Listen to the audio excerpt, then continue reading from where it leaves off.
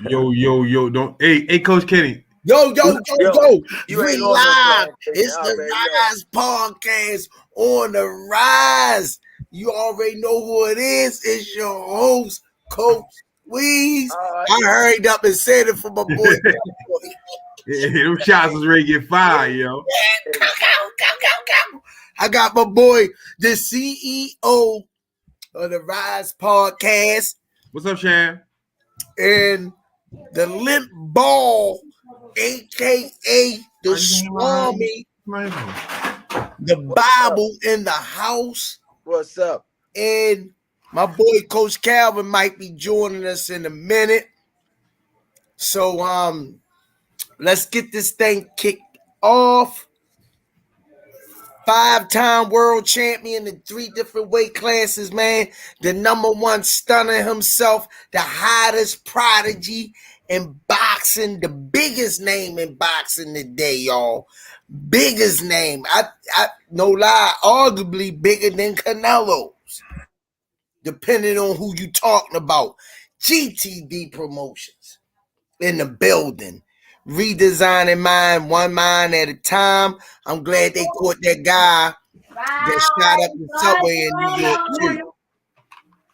I'm glad they caught him. Oh, they caught him? Redesigning, huh? Who? The guy that shot the subway up in New York. He threw a smoke bomb on there too, right? Yeah. It started K shot 10 people.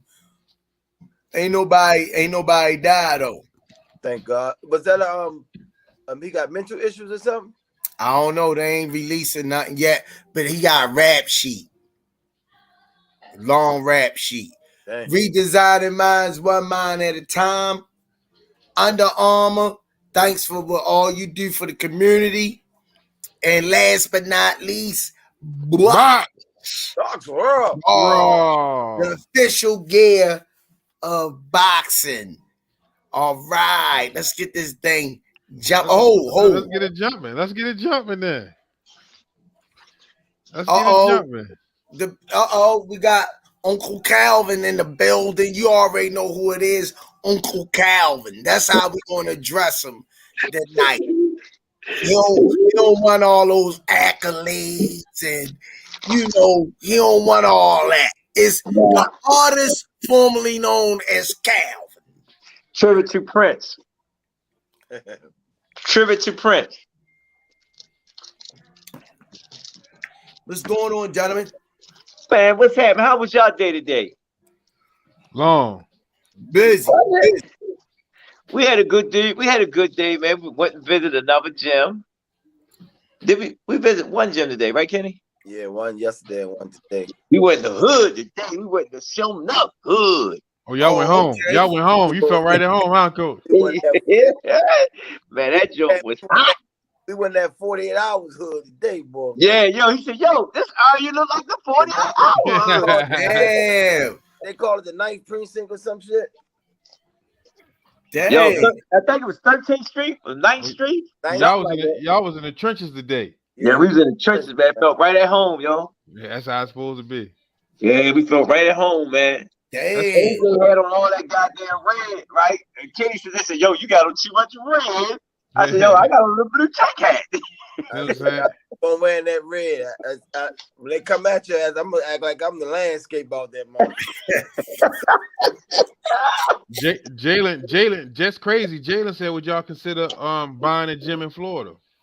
Oh man, anything is possible, boy. Look, I keep telling you, we don't tell everything. You know what I'm saying? Because you got them demons out there. Working. Yeah. So sometimes you gotta be quiet until you make it come, till you manifest it. Yes, sir. Yeah, that's what's up. That's real truth, man. You got people be praying against you for no reason. You know what's crazy? No reason. You helping kids, man. You helping the angels out, and for somebody to envy that, it's nothing but the devil. Mm-hmm. It ain't nothing but the devil, man. But that same individual fake like he's a godly person, but he's a devil in disguise. You know? I was talking to Kenny, man. I said, yo, I don't mind people saying things and all that stuff, yo, but when you literally try to be around me to hurt me, that's a problem. Mm-hmm. Y'all get what I'm saying? Yeah. That's in your midst and really just scheming to try to hurt you. Yo, that ain't good. Try to bring you downfall. That ain't nothing but the devil, man. Well, I ain't doing nothing. I'm trying to be like Moses. Take my people to a promised land. Helping the youth, man. And you got that shit. That's the devil. Well, guess what? He got a crock pot waiting for your ass.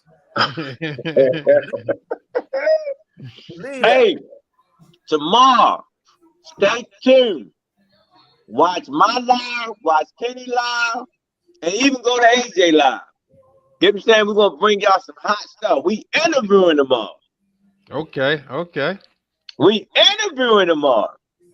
Looking forward to this. We going back in the trenches. Okay. And see, can we find that goddamn trench roadie? Okay.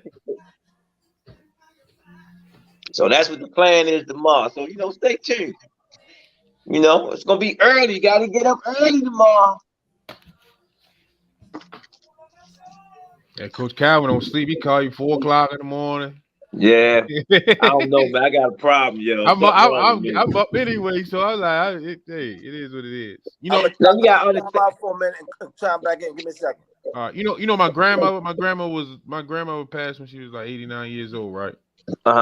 And the best time to talk to my grandmother, 3, 4, 5, 6 o'clock in the morning. They say most geniuses up at that time of night. Oh shit! Well, I must be Albert Einstein. Hey, please. Yo, I like that pic you got behind you, yo. Coach Kenny gave him enough blues about the shower curtain. He had to switch it up to something. No, it's either a rock or put up or shut up. Which one I'm talking about? Which one I'm talking about, Squeeze? check this out. You talking about both of them because to put up and shut up, when they grow up, they're going to become Barack. Oh, you got me, man. You shut me down on that because I was going to get you with something, boy. You got me on that one. Come on, That's Coach. why you good at what you're doing. That's why you good at what you're doing. I keep telling you, I come up under the camp, yo. Yeah, you good, yo. I was going to get you. I was going to bust you in your head. Yeah, I come up under the camp. See, to put up a shut up, when they grow up, they'll become Baraka. They're going to become Baraka. Yeah. That's the whole vision. That's the whole plan. I got you. I like that. That's why we do what we do, because when we get old, if Allah bless us to be around, we creating memories for the kids. So when they grow up, you know what I mean? It's all about transition. It's all about transition in life, man. Stand what's most important. Yeah, that's true. You know what I mean? What you give is what you get back in this world. Definitely. Ain't no question about that, man. Man, the baby stopped past the gym again today. Okay. Yeah, but I had to stay focused, man, because we was heated in there. You seen the gloves. We seen you sit on the 9s out, 45s and all that stuff. We laid it out in the ring. You ain't post that? Seen that? Why didn't I post it? When I walked in the gym, gloves laid out. It was some shooting up in there. We worked them hard. He said, he calling for his brothers and sisters to hurry up and get down here because he said that one-on-one training is kicking his ass.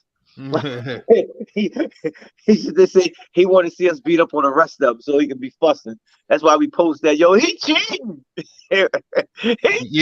I can't post that part because then they'll give me some grief about it. Yeah, so we put that up, man. We put that up, and I got a special delivery on it. Huh? You can't post that. They give me flack on it, man. Yeah, well, we got a special delivery. That's our fighter. It's in the mail coming. That's our fighter. Yeah. Yeah, but it's like man, listen. No, they're going. Oh! Shout out to my man Blanco, man. I was walking out of Whole Foods today, right?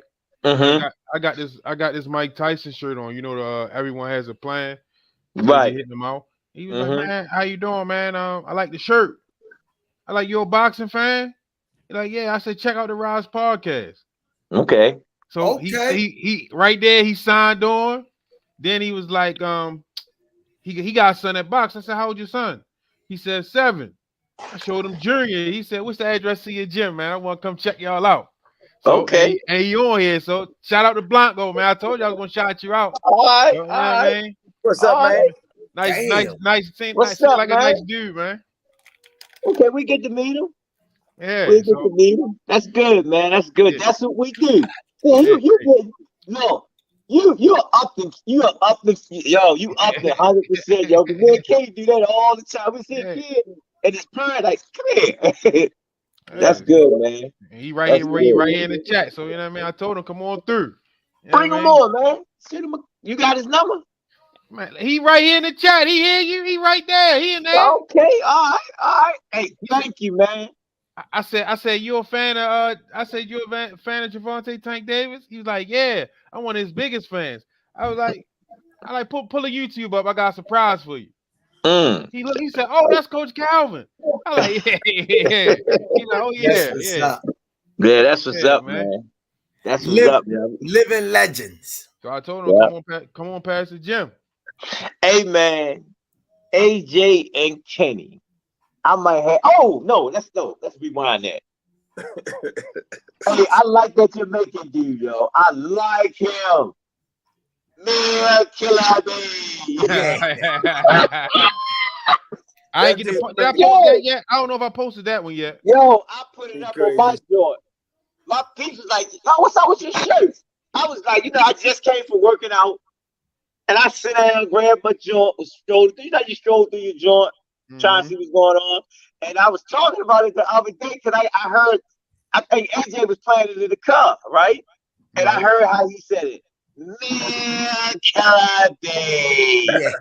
I heard you got some weapons. You're getting ready for the war. I said, yo, who is that? Man, I went and watched it, man. I said, listen, yo, hey, we try to reach out to him, man, because I'm trying to get a head-to-head with Coach Kenny and him. I posted. No, I know Coach Kenny better not be ducking no work, but he need to handle that, man. Yo, we need to get him on the Rize podcast with Coach Kenny. Coach Kenny versus Jamaican Man. I need to make that happen, yo. I told Kenny, yo, keep hollering at him. No, stop. I said, yo, we gotta make that happen. Hey, you know the floor is open. Yo, man, I love this guy, yo. Man, killer baby. Man, yo, he cool with that shit, yo. Who is that? Hold up. Y'all can't hear? They saying Coach Calvin phone. Like you sound clear to me. I hear you loud and clear, but they saying they can't hear you. I don't know what to say, my brother. He sound a little muffled. You on the Android again, huh? Yeah, I am. Let me switch up. I'm gonna go out and come back. Coach Kenny, you gotta handle that, man. I'm gonna handle it, man. I get kind of quiet with the way I handle shit, you know. Yeah, I mean, hey, man, call you out in public. Not when it comes to your daughter. That man call you out in public, man. I'm the best. I ain't gonna say that on air. I'm gonna handle it. They're gonna come over. The girls gonna fight, and I'm gonna send them back home. You know. Well, so I got some stuff for y'all today. I got some questions to ask y'all today. I'll wait till Coach Calvin jump back on.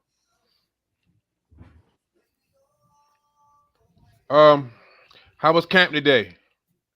Oh man, it was awesome, man. Tank can fight right now. Yeah, he can fight right now. That's one of the questions I want to ask Coach Calvin. I think I lost 5 pounds fucking with him myself today. He was right back at the cake store though. That wasn't me. That was Calvin. I ain't been drinking no. Only thing I drink is water and 1 vitamin water every night. Okay. I lost like 5 pounds so far, and I stopped eating. I stopped eating meat. The best dad ever said, "Sing, you start the phone classes yet? These old heads can't get it right." Oh yeah, he was on that the other day. Prophet said, "I know men saw my post on Twitter about what I thought about those comments from the Jamaican man." Yo, shout out to Prophet too. He just sent me an email, man. Like, yeah, he really helping us out, man. Shout out to you, Prophet. Thank you, Thanks, man. man. I just seen the email. Appreciate it. Show enough, man. Hey, where do you want to go to the Sprint store buy a new phone? They just want to switch phones. Hip hop back there. Hey, let me ask you. Go ahead. What you say? Another guy supposed to be jumping in about 15 minutes. Say Tank biggest fan. Okay. Dang, he come right on. Come back. What you was going to say? My phone going dead. I gotta get this on my laptop, man. I got my laptop. I gotta get it on my laptop. But man, I gotta have that guy, man. That guy, yo. That guy's the truth, man. Hey, Craig, what you going to say? Huh? You was going to say something before Calvin came. No, I was gonna say like I saw. That's all he keep doing. Some talk, yeah, online. You're ready for killer talk, yeah, online. Prophet say he can't be Tank biggest fan. He gotta get in line behind him and Miss Ramona. Oh shit. Uh-oh. Say it again. Prophet said, Man, killer Ellis.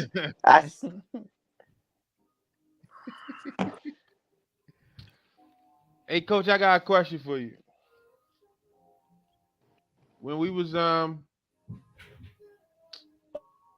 the fuck we was at?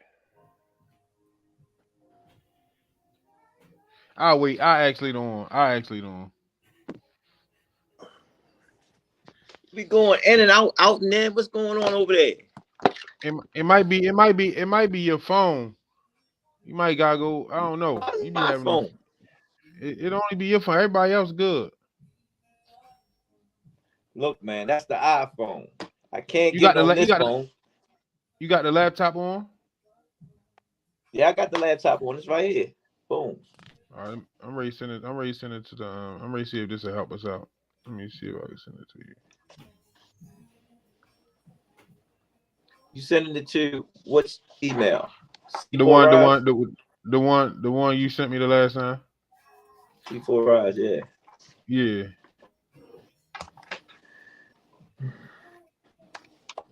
I sent it over. Can I get to it?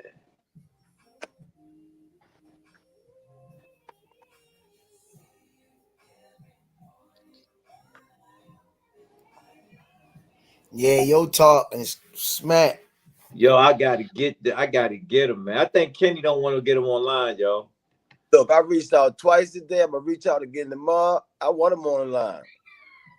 I think Kenny's saying no, I don't want him online. Hey, they tried to put a hit out on him early. I'm from zone 17, goddammit.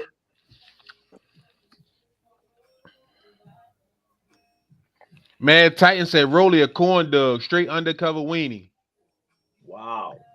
Yeah, motherfucking what you call him? What does not support? Yo, it's a battle. What AJ called him? Glizzy. Glizzy. He a Glizzy. Yo, they in here. They in the comment section battling for who the biggest fan. Oh shit. Y'all gotta let the ladies have that one. I know ain't no niggas talking about I'm his biggest fan. Oh, you talking about Prophet? Because Prophet just said I'm his biggest fan. My man Blanco said, Coach Calvin Sr., I love how much Tank has grown. His maturity is on a different level. Yeah, he's changing, man, for the better. Yo, hey, to tell you the truth, it was always the plan. It just take time like wine. You know, that's with all kids, to tell you the truth. Then you got to remember, I told you it's that 3 opponent that he's working on. The Tank, Javante, the family man, the Tank, we already know that's the boxer, and then the Davis, the businessman. You know, I'm watching him, man. I'm like, the day he came in, had his little quick meeting with us, He had his little quick meeting, didn't he, Kenny? Yeah. And went to work. I say, God dang, okay. You know, the whole team was there. You know, everybody was there to help them with the struggle, you know, and whatnot. But again, we was just like, we focusing on the fight, focusing on what we got to do, man, because this fight is going to be epic. It's going to be epic, man. Brody doing his thing. He putting together. He putting stuff out. He being real careful of his words, you know, but he's really taking this fight real serious, you know. But he do know. He said, I'm fighting a real superstar. Heard. I said, hold on. Rewind that. Did he say that? He said, I'm fighting a real superstar. We weren't supposed to catch that. He talk all that shit, but he ain't mean for that to slip out. He said, I'm fighting a real champion. Yeah, that's what he said. Oh, he know in the back of his mind that Tank is the real deal. He know it. Ozone 20 said, I'm a fan of the whole movement. Thank you, man. Thank you. Hey, appreciate you, man. Really appreciate you. Hey, check this out. This is my goal with this fight, man. We're training the Tank so hard because I want Rolly to be the first one to say, man, Gervonta Tank Davis, he the best boxer in the world. That's what I want him to say at the end of this fight. What you say earlier, Kenny? You wanted to what? Man up, didn't you? Yep. The winner got to give the other man respect and say it on live TV. That motherfucker can punch. The loser got to say that.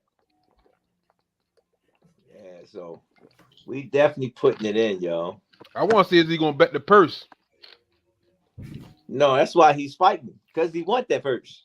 No, he told Tank told him bet the purse. He said he gonna bet it. That's what I want to see. I want to see if he's gonna bet that purse. But we'll see at the weigh-in. We'll try to finalize that at the weigh-in. He ain't built like that. He ain't betting this shit. Somebody said Bullet was a boxer. Is he? I thought he was a striker. They said Bullet was a boxer. He fought what they said he fought. Let me go back to the top. They came straight in with that off the rip. Sergey Derevchenko. And he quit. And he quit. I don't know who that is. Me neither. I don't know who that is neither. I can't go to war with no quitters.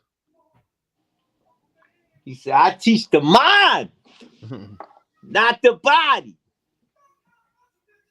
Well, he must have taught his mind to fucking quit. The prophet say the only purse Rolly gonna bet is the one that go along with that Skittles suit he had on. I hear you, prophet. You been hanging out with Squeeze too long. Look like he robbed a mermaid for fins and shit. I told you, look like somebody hit him with a bunch of water paint balloons. Yeah. Straightway said, I'm a fan of the team. Coach Calvin, who do you want next? Who I want next? I gotta get past the first one. I don't never count my eggs before they hatch. I was thinking about something today. I think the winner out of Haney and Cambosis. That can happen. You gotta go undisputed versus Cash Cow. You got to go. I'm gonna give y'all a little hint. Check this out. Tank made Pitbull Cruz a star. Kenny said it best. How can you get a pay-per-view and you lost the fight? You gotta lose the Tank to become a pay-per-view fighter. So when Kenny said that, I already seen the strategy. See how quick Cruz get Gamboa out there, and then they're gonna start talking about that and try to run it back. That's good. Excellent. That's excellent. Excellent. So guess what? We're gonna see how everything unfolds. The goal is to beat Gamboa quicker than what Tank did, so they can start the beef. I don't think Tank wanna fight you again. Why you don't think that? For the reasons of, I think Tank want fresh meat. He want to keep moving on the fresh meat. He ain't into all that trilogy shit and fighting them off. I agree with especially I as he beat you. sometimes when He you want to create a add star, different sometimes you gotta names. kill He a want star. to add different names to his belt. I don't think so. Tank want that fight again. Yeah, that's where I'm looking at it, because we had this discussion way before this fight, and what I said to him, it actually came to resistance, didn't it, Kenny? Yep. So the only one, let's sit there and say Tank would have knocked him out. Would Cruz would have been irrelevant now? No. See what happened, Kenny? They Right. all went out. Right.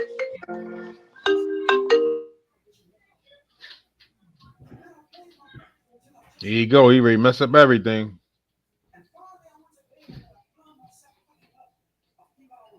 I'm trying to see Undisputed versus Cash Cow. What's up? What?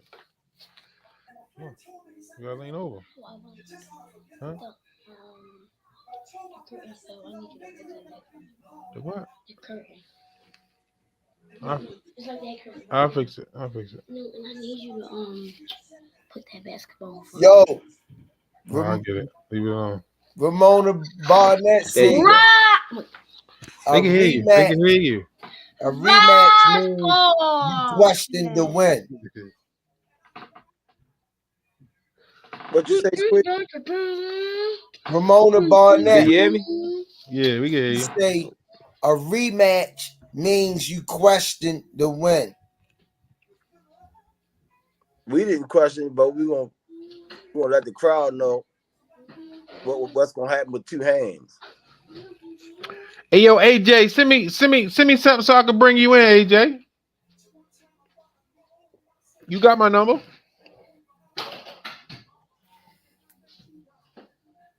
AJ said squeeze and sing. What's up? Hey yo, what's up, AJ? Y'all probably got nicknames on here, right? Right. AJ is Glizzy Man. All right. When he come on, introduce him as Glizzy Man. Hey, go come on now.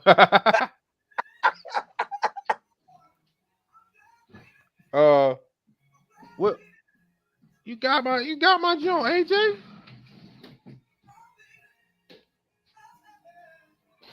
AJ probably got 3 phones too. I definitely gave my number. Hey, Coach Kenny, send AJ the link, Coach Kenny. Tell him Gray send it. All right.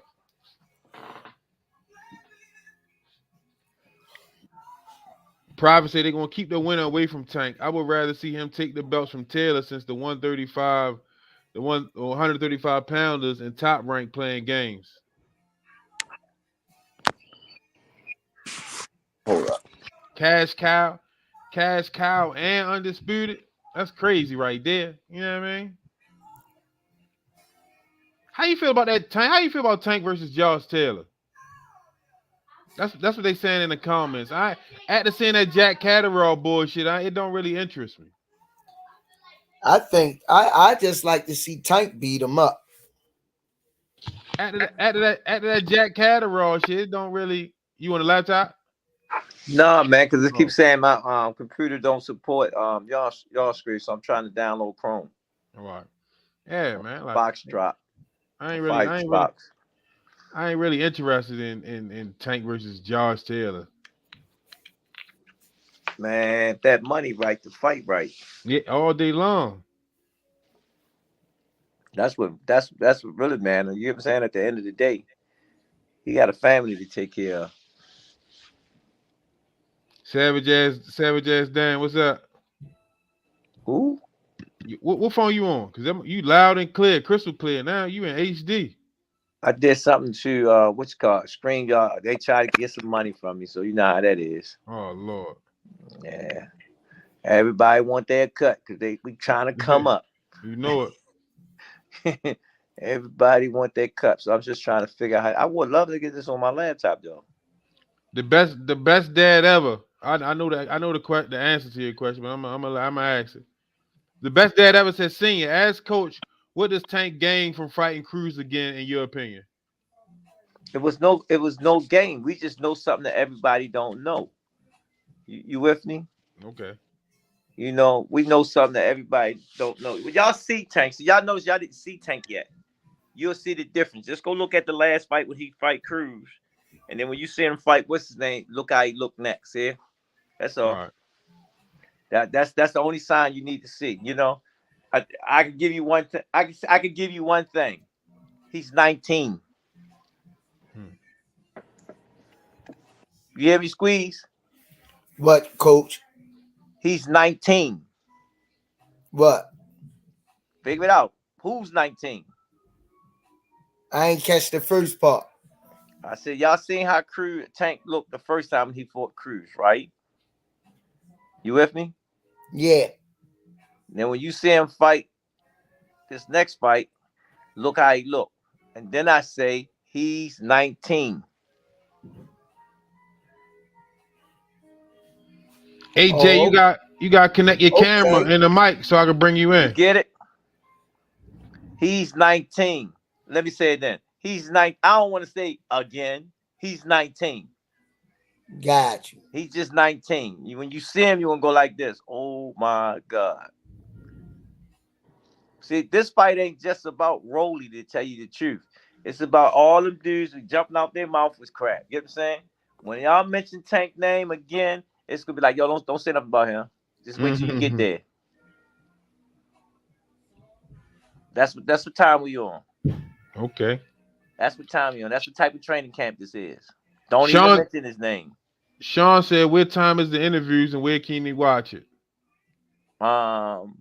It's going to be on my live tomorrow on my page. You know what I'm saying? Because we're doing some interviewing tomorrow. You know, we're doing some real interview. You can catch it on Kenny page. You know, matter of fact, just go on my page. I'm gonna have it on. Matter of fact, if I can get it on Twitter, if I can get it on Instagram, and I can get it on Facebook, I'm gonna have it on all of them. Hey, Coach Squeeze. Hey, Coach Squeeze. I don't know if I can read that comment right there, Coach Squeeze. Don't read it then. Coach, your biggest fan, Lady Atlas said, "Tell Coach Calvin I'm his biggest fan." Thank you. I appreciate him making that video of him shadow boxing and running outside for me. I loved it. Thank you. Okay, all right. I'm glad I got some fans. I thought Tank was all the fans. You know? Got me smiling. I'm glad she ain't seen my other video. Sham said, "Do you think they'll do Loma versus TL rematch?" That's a good question. You know, if Roman, he trying to position himself, that would be a good money for the company. That's a good question. That'd be a good money. They ain't gonna do that. Ain't nothing involved. No, I agree with you. But when you look at great champions back in the days, they do rematches on fights that's questionable. You get what I'm saying? That's why Kenny said what he said. You know? Coach Squeeze. Yo. Ramona Burnett said, "Go splash your face with some cold water. You over there drifting off on us." Yeah, you is, yo. You had a long day. Yo, it's like you've been drinking, yo. Tell her she got some holy water for me. Hey, Squeeze. Hey, Miss Ramona, splash some of that holy sanctified water on me. You want some of that, Squeeze, for real? Start running down the aisle like on Martin.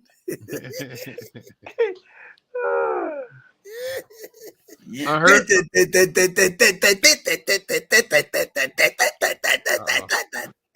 Sham said Lady Atlas trying to be Lady Ford. Damn. Yo, they made the man a husband and shit. Didn't he? That's Sham, man. Sham. Whoa, Sham, that for me. I heard of said, who y'all think Adrian Broner gonna fight next? I don't know. That's a good question too. I know he gonna fight next. Y'all ain't up on y'all game. Who? The court system. I already said he beat that case. He gonna be here. I knew where you was going. Yo, that's my dog. Yo, why y'all talking about Adrian? That's like my that? dog. That's my dog. Yo, y'all done woke him up, smashing that holy water over him. I know what holy water you really want. Look at his teeth. He cheesy too, yo. I told you, dancing down the aisle like old Martin. Yeah, I know, man. I got it. Right now, you no, Go back. Go back. into broadcast studio. Oh, y'all got you got class. You got class over there, Coach Kenny, showing them how to work the phone. Listen, No, I'm trying to get him on. listen. This was going on, right? Go back. I seen it. The back. Yo, them two. It's like y'all two. I'm trying to get this out them two. Yo. Hey, yo, Every day. this was going on, right? See, he ain't sending me the right shit. He's still thinking he got the ice cream cone on his mind right now. So, he ain't sending me the right shit right now. You know what I'm saying? So I gotta come over here, kick the door and shit, just to get in. No. It's saying it's blocked. The browser is blocked. His what the fuck going on? You sent me this. This is the shit you sent me. That's what he sent me. I sent it to you. Hey, listen. Hey, you done muted. I can't even hear y'all now. Man, I don't know what's going. I'm glad I ain't on their floor. I don't know what's going on with them, yo. All day, man. This is what I go through with them two, man. It's all love, though. Them two, hey, hilarious, yo. They be cracking back and forth. Yo, if I could get my camera every time them two go on it, man, I would make TikTok. Y'all gotta get ready to post one of them earlier. Yo, wait till tomorrow, man. Y'all gonna enjoy this. We was in the hood, man. We was in the hood. I was like, yo, they gonna get some serious, man. The gym was like that gym we went to in Atlanta. I like them hardcore gyms. That motherfucker was hot as shit, Coach. Yeah, but I like them hardcore gyms. That's how our jump gonna be. But it's gonna look good, but it's gonna be hot. Hot. Yeah, hey. Motherfucker came in there. If you ain't training, you don't belong. Yeah, because you definitely, I definitely lost weight in there. Especially when they bought that, they had that, what that was, a pit bull they had in there. Hey, yo, we got everybody there, all the coaches working out. That's good. Yo, you go look at that picture with B Tank, Russ, and AJ. His t-shirt was so thick on his neck, right? You couldn't even see his neck. He look like he don't got no neck right now. Look at him. Who ain't got no neck? Hey, yo, don't give me the start showing that, man. Yo, I found my neck, yo. Hey, my bad, Kenny. Hey, yo. When he first, hold up. When he first came, right? He was like, no, you gotta leave. Go back. Yeah. To the room, Hey, bro. Calvin. Yo, Kenny tried to put him out his room. Because Hey, Calvin accidentally sat on his bed, Calvin. Hey, when he first started camp, he looked like a turtle. Somebody robbed him for a shell and shit. Hey, Coach Kenny, you ready? Huh? You ready? Ready for what? What you said you had? You ready? Yeah. He in the studio. Yeah, pull him in. Okay. Hey, y'all, this my man Kirk, right? He hit me on Facebook one day. He said he was Tank's biggest fan, so I told him I was gonna put him on the show. Okay, What's up, Kirk? What's up, Kirk? What's happening, y'all? What's happening? What's happening? Talk to us. I mean, there ain't much to talk about, man. I live boxing. Okay. A lot of people, and yo, I'm gonna tell you something, Coach Calvin. I'm gonna tell you something I appreciate about boxing in Baltimore is because a lot of people don't really appreciate boxing like that. Yo, I'm talking about a kid. When I was a little kid, my uncles used to take me down Mac Lewis gym when I was a little kid, and I used to love going down there. I used to love my Uncle Champ used to take me down there. I used to love going down there. And I was telling Kenny and I was sharing some things, and hey, yo, I really excuse my language. I really rock that young boy representing Baltimore City well. And coach, all y'all coaches, Calvin, y'all doing, y'all doing that thing well, man. I mean, because a lot of people don't, they don't recognize Baltimore. They know Baltimore City for the in the corner, but they don't know there's some cats out here that got boxing skills, man, like boxing skills. And yeah, and I've been trying since I came back home. I've been trying to school these kids on something other than being out here in these streets, because it's so screwed up. I mean, these kids today, I'm 46. These kids today, they don't have recreational centers. They don't have the small things we had when we was coming up. I remember playing ball on the court with Kwame Evans and Lil Nut. I went to school with Lil Nut. He came out a few years after me, but it was like basketball. It was like it was either basketball, I want to say football, but it was more so basketball. Basketball. I agree with you. It was basketball. They had their own teams and stuff. Yeah, Fat Murdoch was ringing down. I ain't even gonna get into that. But as far as boxing, they didn't know, and I was telling Kenny, yo, that's always been my heart. Since my uncles used to take me down the gym every time they came home from prison, they would take me down the gym. Somebody would take me down the gym, and that's all I knew. Going down the gym, and that. I think I was, I mean, shit. I know I was, that thing was in me since I was a little kid. Since I was born, was boxing. I love boxing. I love boxing. In fact, I'm sorry, go ahead. Hey, Mr. Kurt, Coach Squeeze. Talk to me. This Coach Squeeze talking to you. How you doing? I'm doing well. How you feeling, brother?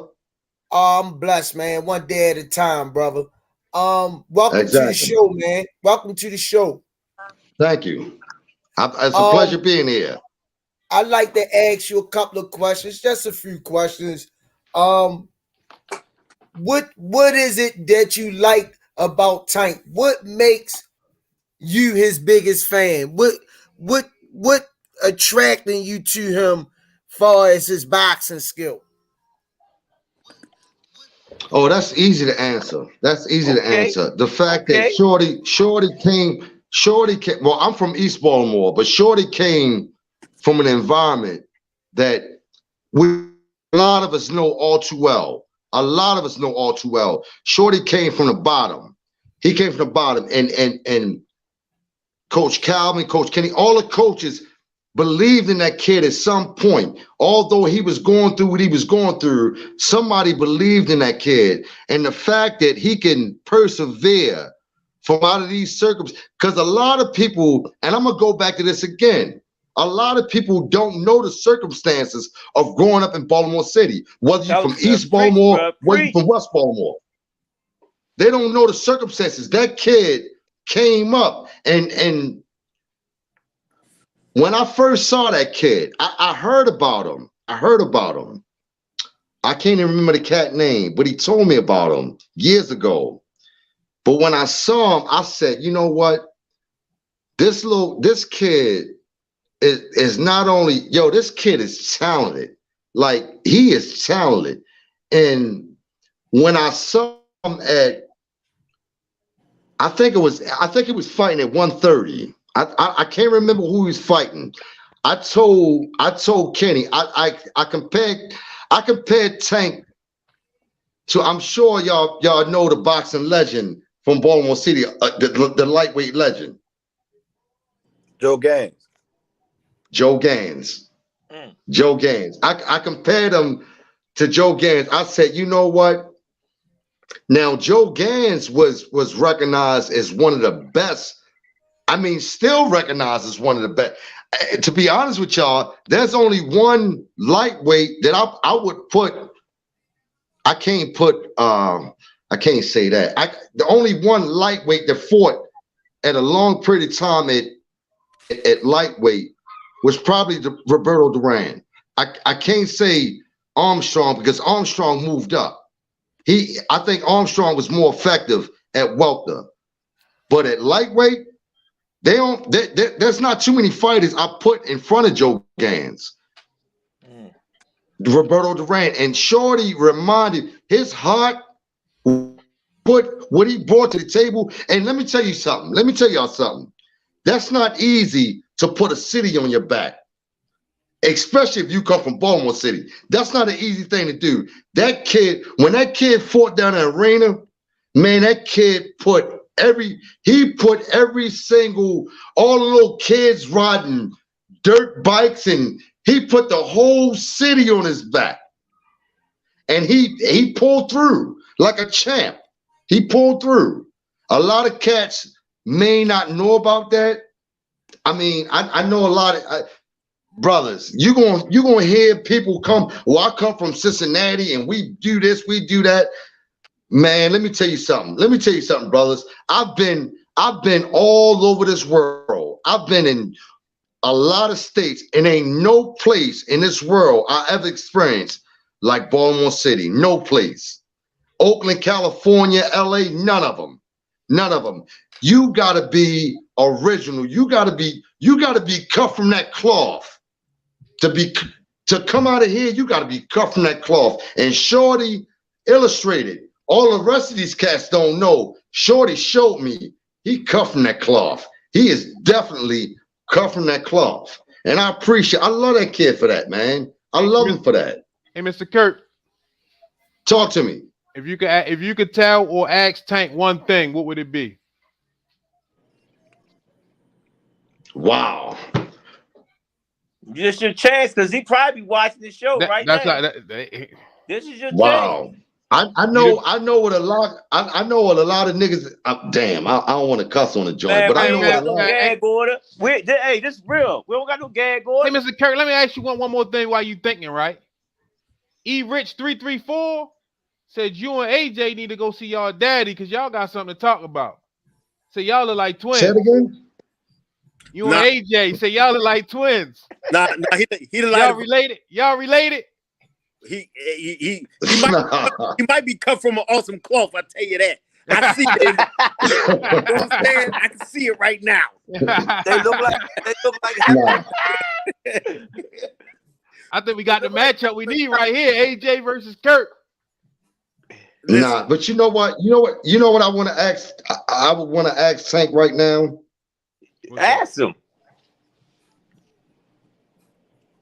He watching.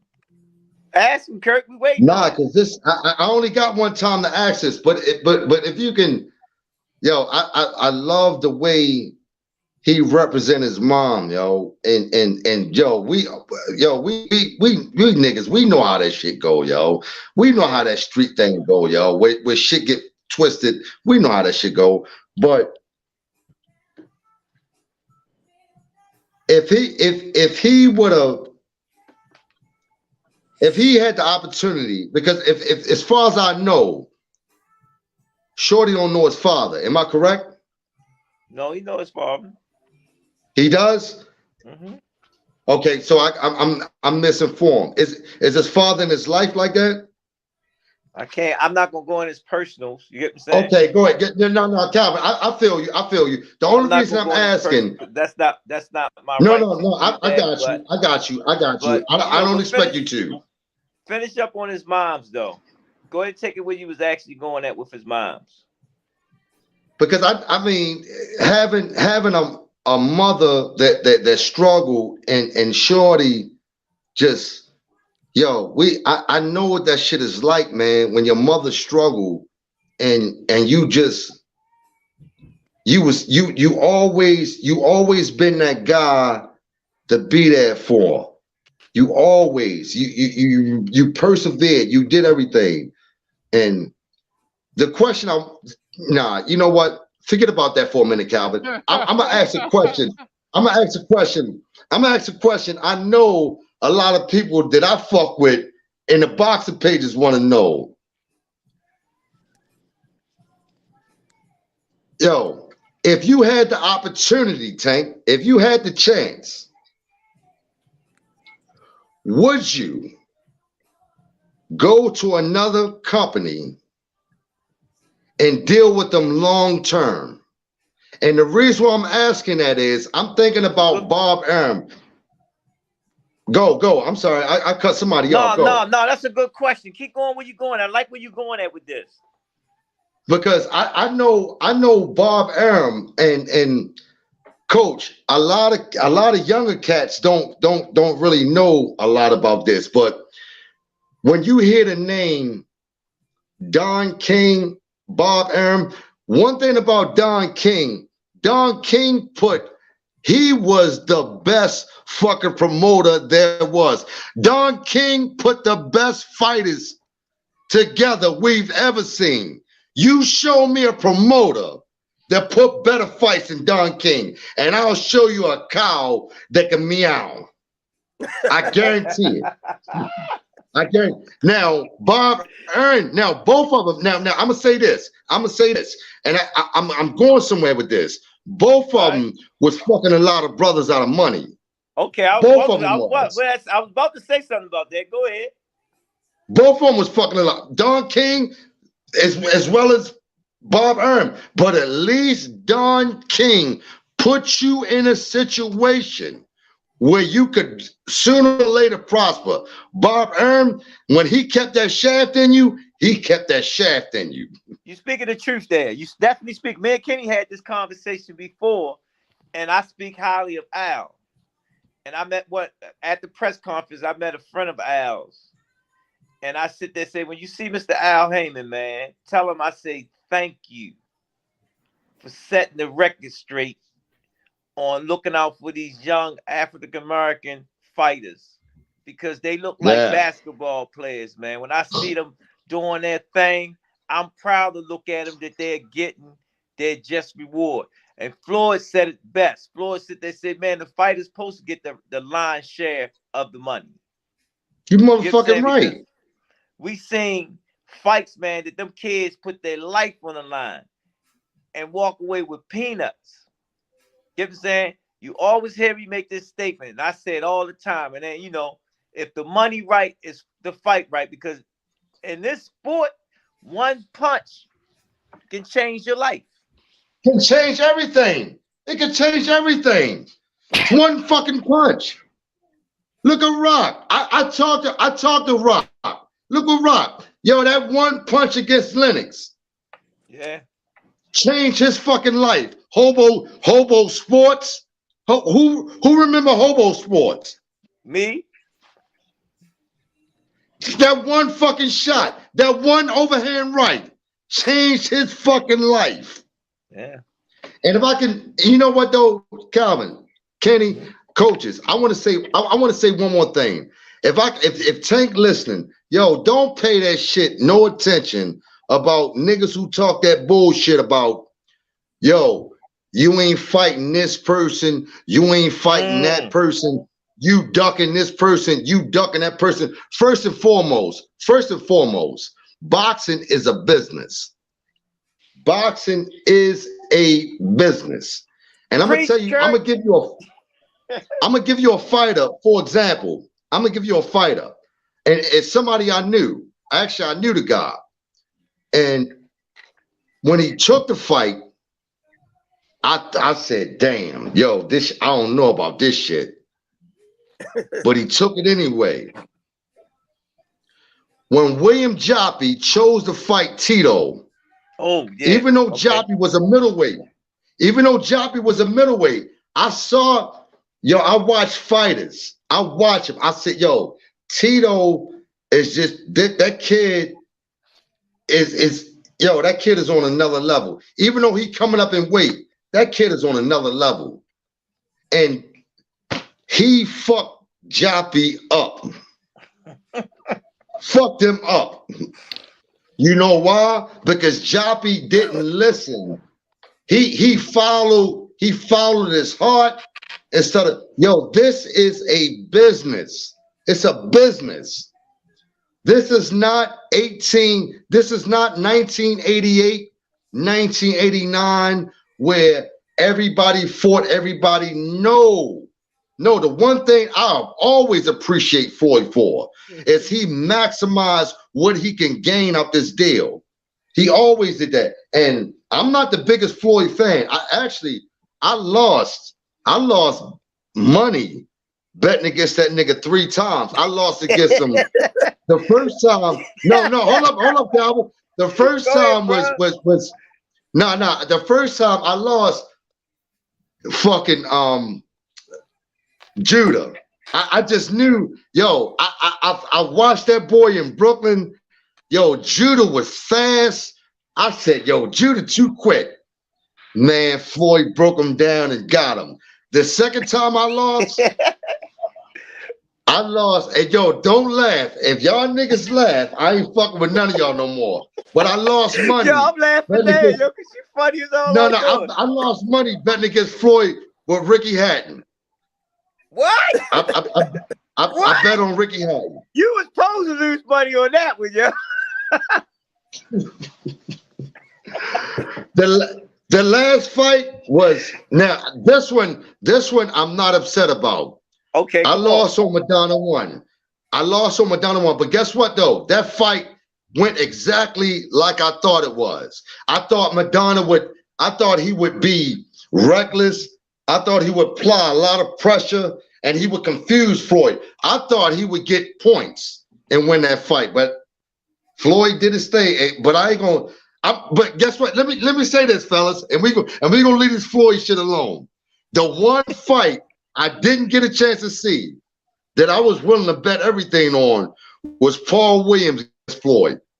I was willing to bet everything on that fight. I thought Paul, even though Paul didn't use his length, I thought that nigga, yo, and I met that nigga one time in Aiken, South Carolina. He a good dude, yo. Before he got that accident, very well. Good dude, real good dude, man. Down to earth. Hey, Kurt, why you talk to me so bad? Say it again. Why you want to see Floyd lose so bad? No. Don't get it fucked up. I never wanted to see Floyd lose.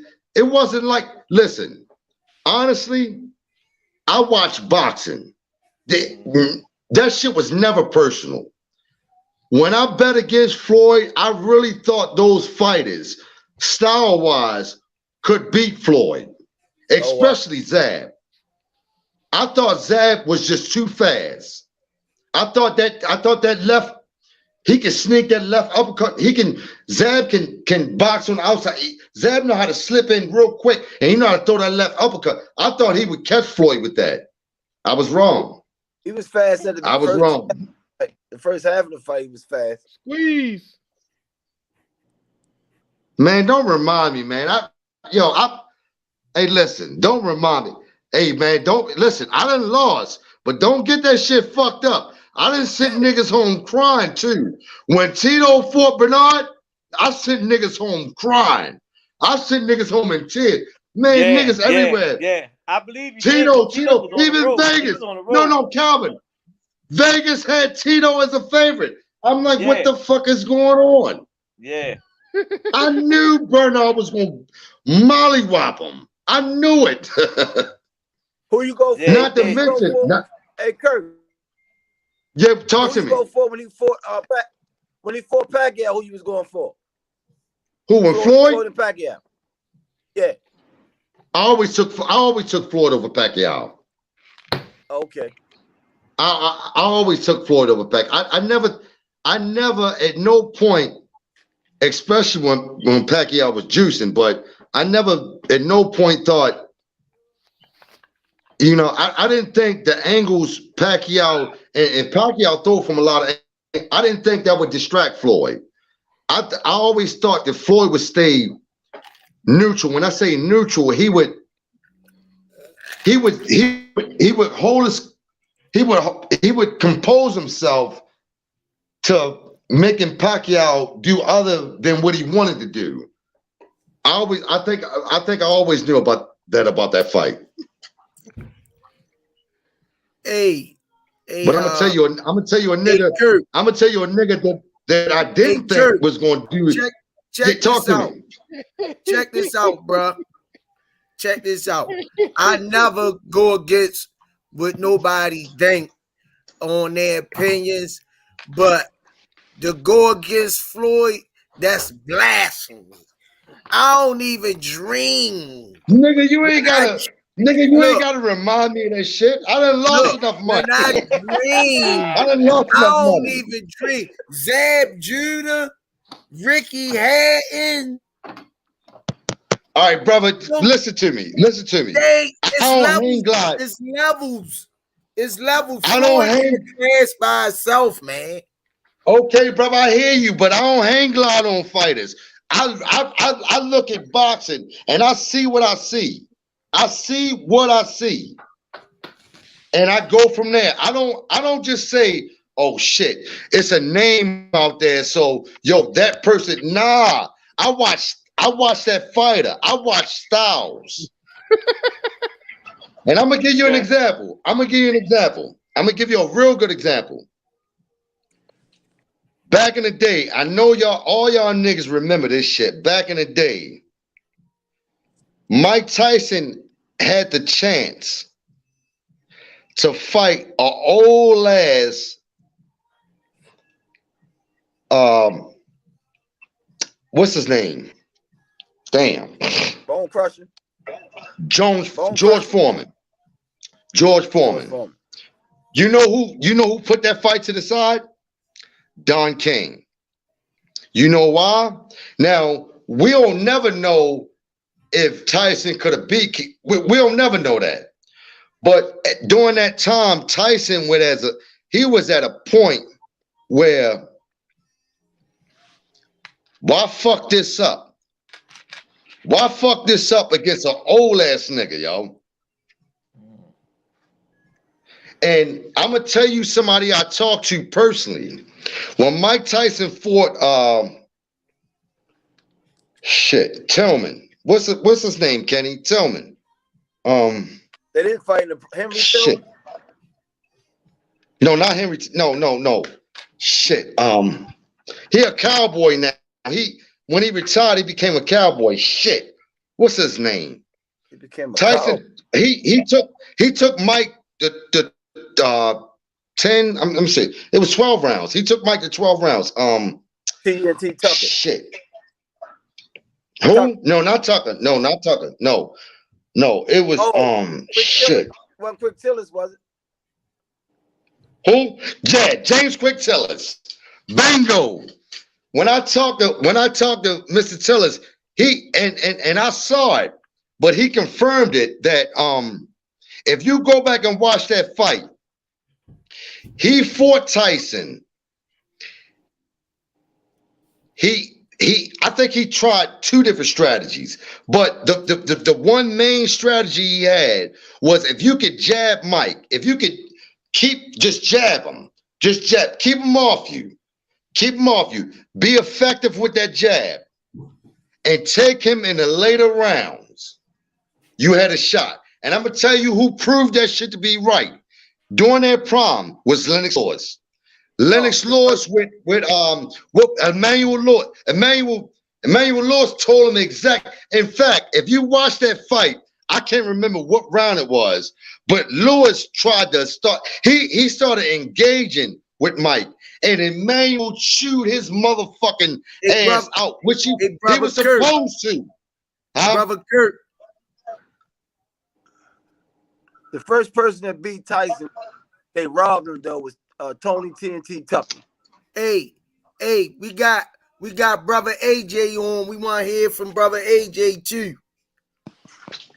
You done stole the floor, bro. You ain't let nobody. I apologize. Hold on. I apologize, man.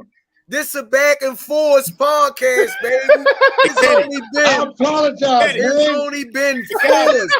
The show is up, man. Hold on, champ. We asked you a question. And I'm going 4 rounds in August. Hey, champ, we asked you a question. You answered it. You went on a marathon. Look, I'm Kenny done. he couldn't even say nothing. Look, you know what? AJ. Coach, I know I ain't coming back. Check this out, brother AJ. I know I ain't coming back. Hey, brother AJ. Yo, Check this out. Hey, Kirk, you sound like you coming out the joint. I ain't never coming back.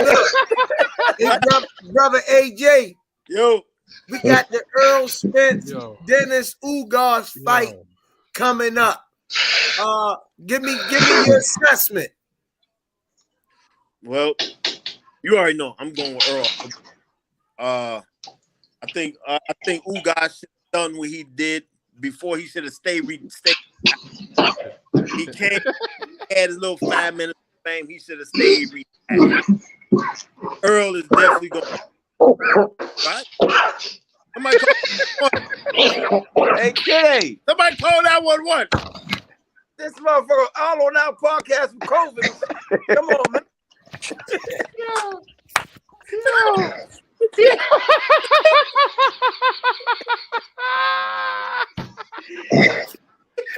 Yeah, hey, Kirk.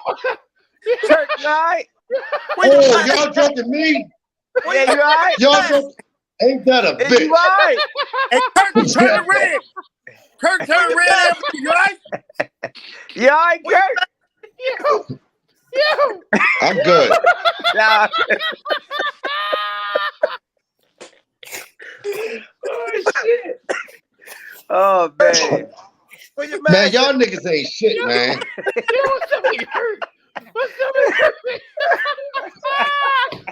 Y'all niggas ain't shit. Yo, I can't hold it no more, yo. Y'all been read the comments dying like the subscribers, man. Y'all funny, man. Listen, the whole time the subscribers been going in. All right, read some of it off. Read some of it off, man. Hey, I ain't know Shan was that funny. I ain't know Shan was that funny, man. What Shan say, yo? I gotta go find it. Man, fuck y'all niggas, man. I know y'all niggas joking me. Man, fuck y'all niggas, man. Shan said, Hey, Shan said, hey, like Eddie Murphy said, man, fuck y'all. Yo. Shan said what? Shan said Kirk needs his own podcast. Shan said that shirt hanging around longer than Squeeze. DJ Showcase said, man, what was the question again? Alan Johnson said, Squeeze, go wipe your face with a wet towel. Chief Nolan said, we found Bone Crusher. Prophet said, the words of Tank, man, you got to relax, Kurt. Miss Ramona Burnett said, that's it. Cut the mic. The best dad ever said, did he take his shirt off? This ain't Magic Mike.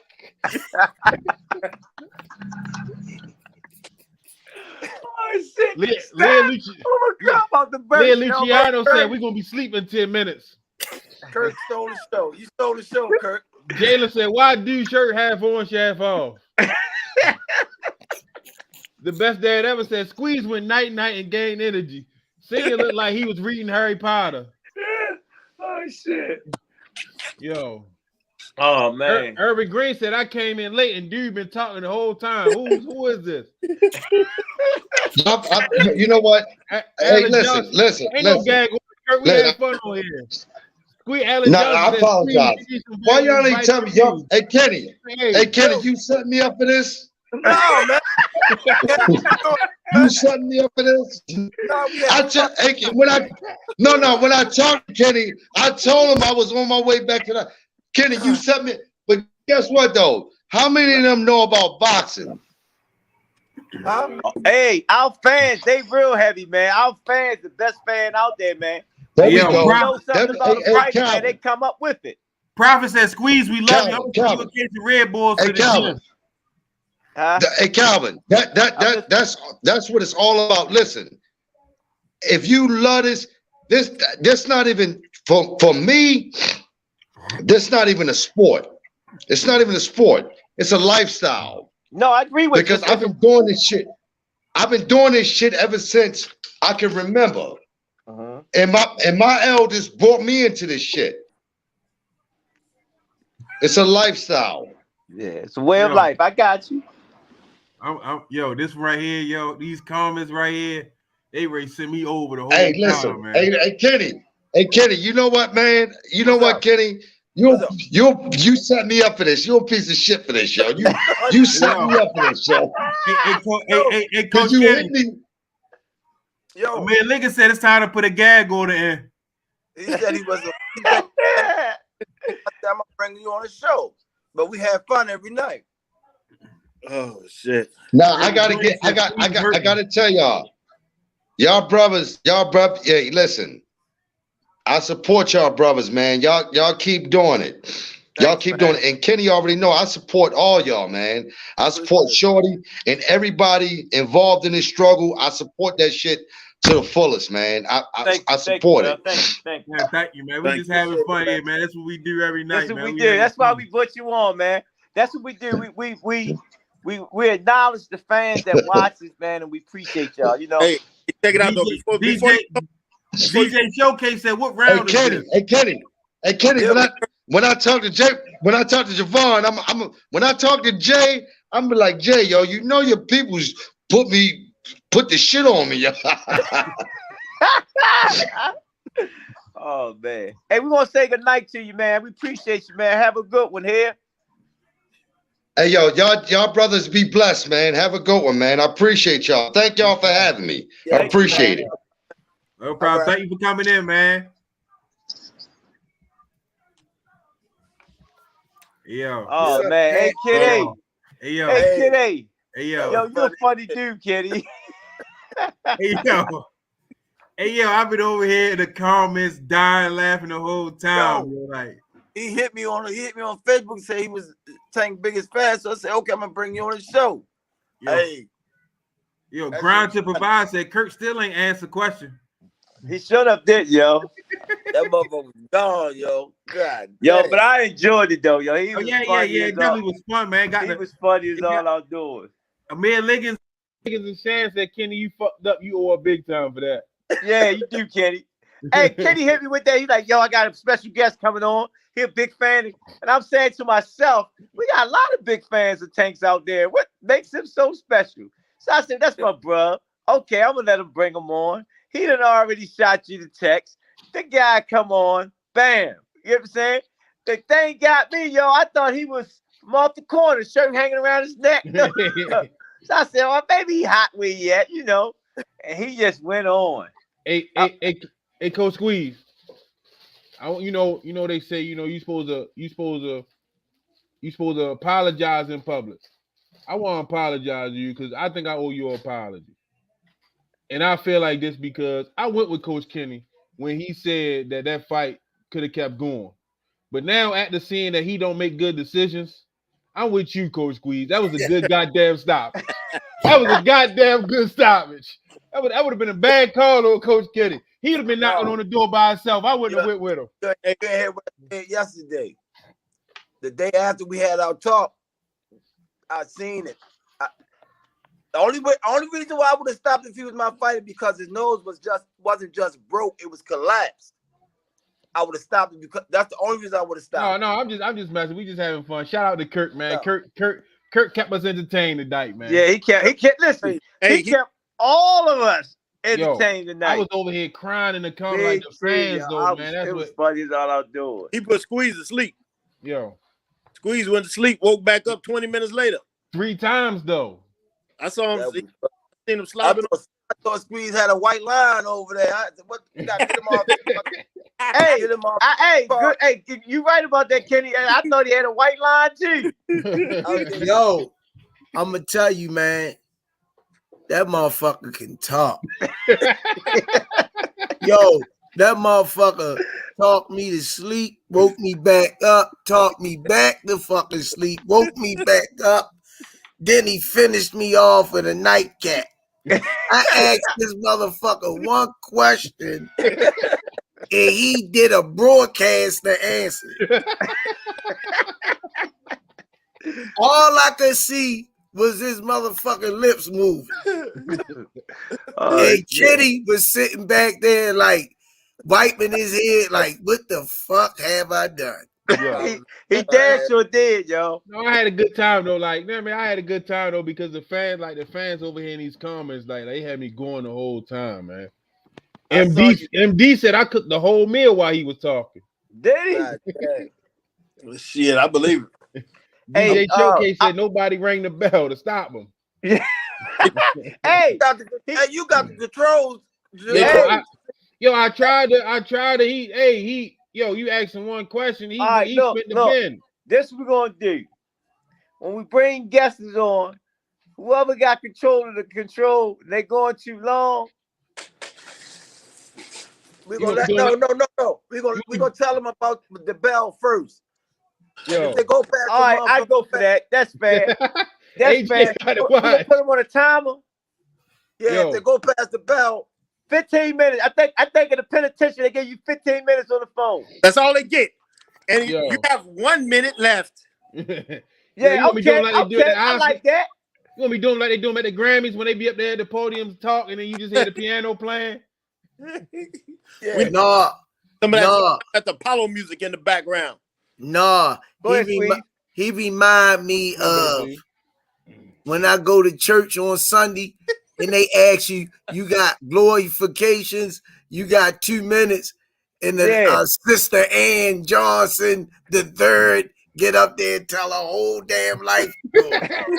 They say you got 2 minutes, so they start playing the organ.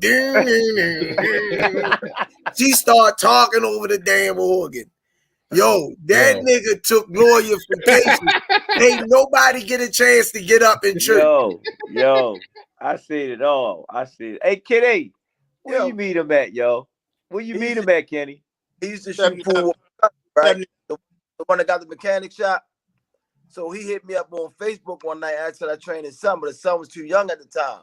So he hit me like a month ago, and he said, I'm Tank's biggest fan. And the same conversation he just gave us, I couldn't cut him off. He just kept going and going and going. Yo, I'm on the podcast. Oh, yo, I mean, like, no, he really brought something to the podcast tonight, man. Yes, he did. Yes, he did. He definitely did his job, man. Shout out to Kurt. Yeah, shout out to Kurt, y'all. Hey, shout out Kurt. Hey, you know how when they say they want their fame? He took his fame right there, yo. He ain't gonna never forget that. Look, yo, all of us could have grabbed the pillowcase, laid down, and woke back up. That motherfucker still would have been talking. It'd have been 5 in the morning. He'd have still been going. And he still ain't answered the question. He had a good point about Don King. Don King did change boxing for African America. And I remember Bob Earns said, like, yo, how the hell he get these goddamn niggas to fight for him? You know what I'm saying? Don understood how to bring the best out of them brothers, man, when it came to fight, you know? He promised them shit. He was the best at it. He did that, and he gave him some shit too, you know? Yeah. But he did brought some good fights together, man. I got to give my hat to Don. And Don is still around doing moves, ain't he, Kenny? Hey, man, Don did a 4-fight title fight one time. It was 4 championship fights. That was the meanest card ever, man. I forgot who the fighters were, though, but that was a mean card. Yo, Savage Ass Dan said Kurt running past out of the confession room. Oh, you was tripping, yo. Yeah, I'm telling you, they was over there. They was in the comments going in the whole time. Damn. Prophet say from now on, he the Sandman. He cutting shit short. All right. Yeah. Whatever y'all want. We'll keep private. We'll keep private in the station. So we gotta get rid of somebody. We bring private in. Yeah. Yo, Sham said Don King made them fights happen because he threatened to bring Kirk in.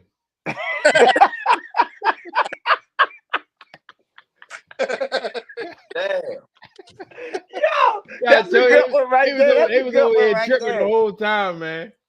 He said, if you don't sign this contract, we'll bring Kirk in. No, don't bring that nigga in. He gonna talk you to death. Yo, MD said Kirk should have been at the press conference to deal with Bullet. Yeah. Guess what? What? He a Killer B fan too. I might bring him on, yo. Yeah, you gotta bring him on with the coach, yo. Once we get the coach on, coach could be like, hell no, I'm not coming. Hey, he sit there and said Kenny set him up, yo. No, Kenny set us up. Man. Kenny knew what was going on. That's why he sit back the whole time. Tomorrow night, I'm gonna bring another guest on. Yo, I was laughing when he hit the grass or whatever. It almost died though. That's what took me over the edge when he hit the grass. When he started smoking it. Yo, that was so funny. Only in Baltimore, you would get some type. He said Baltimore. Hey, he sit right there and told you that's Baltimore for you. Yo, hey, MD said, Kenny, you let him finesse you like that? Hey, he finessed his way on the Rize podcast. I had to put him on that though. He said Tank biggest fan. I said, okay, we gotta hit. We gotta hit. Sound like he was early. He did. Kenny asked him where his mask was at. Yo, you know, every night, right? Every night after we do the podcast, between the night and the morning, Tank posts something about the podcast. Yeah, he did. Oh yeah. Yeah. Yo, when he see that clip, yo, I can't wait to hear what he tell you in camp tomorrow. Make sure you let us know, Coach. I will. I might film it so Tank can see it. So I can put that on. He probably cuss Tank. He probably cuss Kenny out. Where the hell you found them at? Dang. Yeah, man. Yo, that was funny, yo. That was comical though, man. So I've seen some talk, online. You're ready for war, yeah? Yeah. Preparing for the war. Well, let me tell you, there's 3 weapons you didn't prepare for. Meet weapon number 1. Kenny, what you say about that? Him weapon number 1. Bring it. Well, we're going to bring him on the show, man. Bring it. We're going to be the fans. We're going to watch y'all two go head to head. Bring it. We're going to see how the mind. I'm hit up again tomorrow. We're going to see how the minds of the fighters coaches. Her manager say when they come to New York, they might try to stop in at the gym, see what it's about. Okay, that's cool too. But I want to get them on the podcast. Him and Kenny, face to face, head to head. We the fans, y'all. And let them, squeeze you the mediator. You're gonna ask them questions. Mm-hmm. We're gonna be on the background, listen to them. So I want y'all to tune in, man. As soon as we make this happen, man, this is gonna be a big one. We get to get Lip Ball Small, but better known as Coach Kenny Ellis of Killer B, and we get the Jamaican man going against Kenny, man. I just love the way he said, "Mere Killer B." Killer B. Mere Killer B. That's just. I can't wait to get him on the podcast. Yo, hopefully, I'm gonna hit again tomorrow. Prophet, we already had you on the show. Prophet talking about he want to be on. We already had you on here fight night. Yeah. Hey, we got what? 6 days for the big fight. Yeah, that's what I was trying to ask AJ do the fucking storm.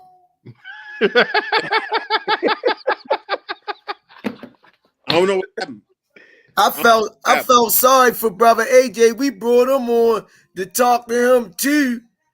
He couldn't get one motherfucking word in. He like he ready to go to sleep.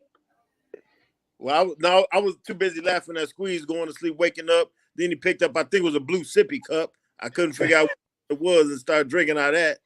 So I was over here being entertained. And I was watching Senior dying laughing. So, answer to your question.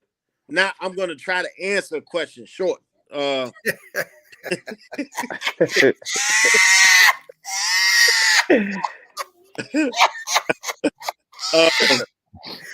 You got 2 minutes. Hold on, yo. Direct question deserves. Is that guy Kenny brought on? So they look alike. Yeah, I tell you, they said they was twins. Won't sound alike, that's for sure.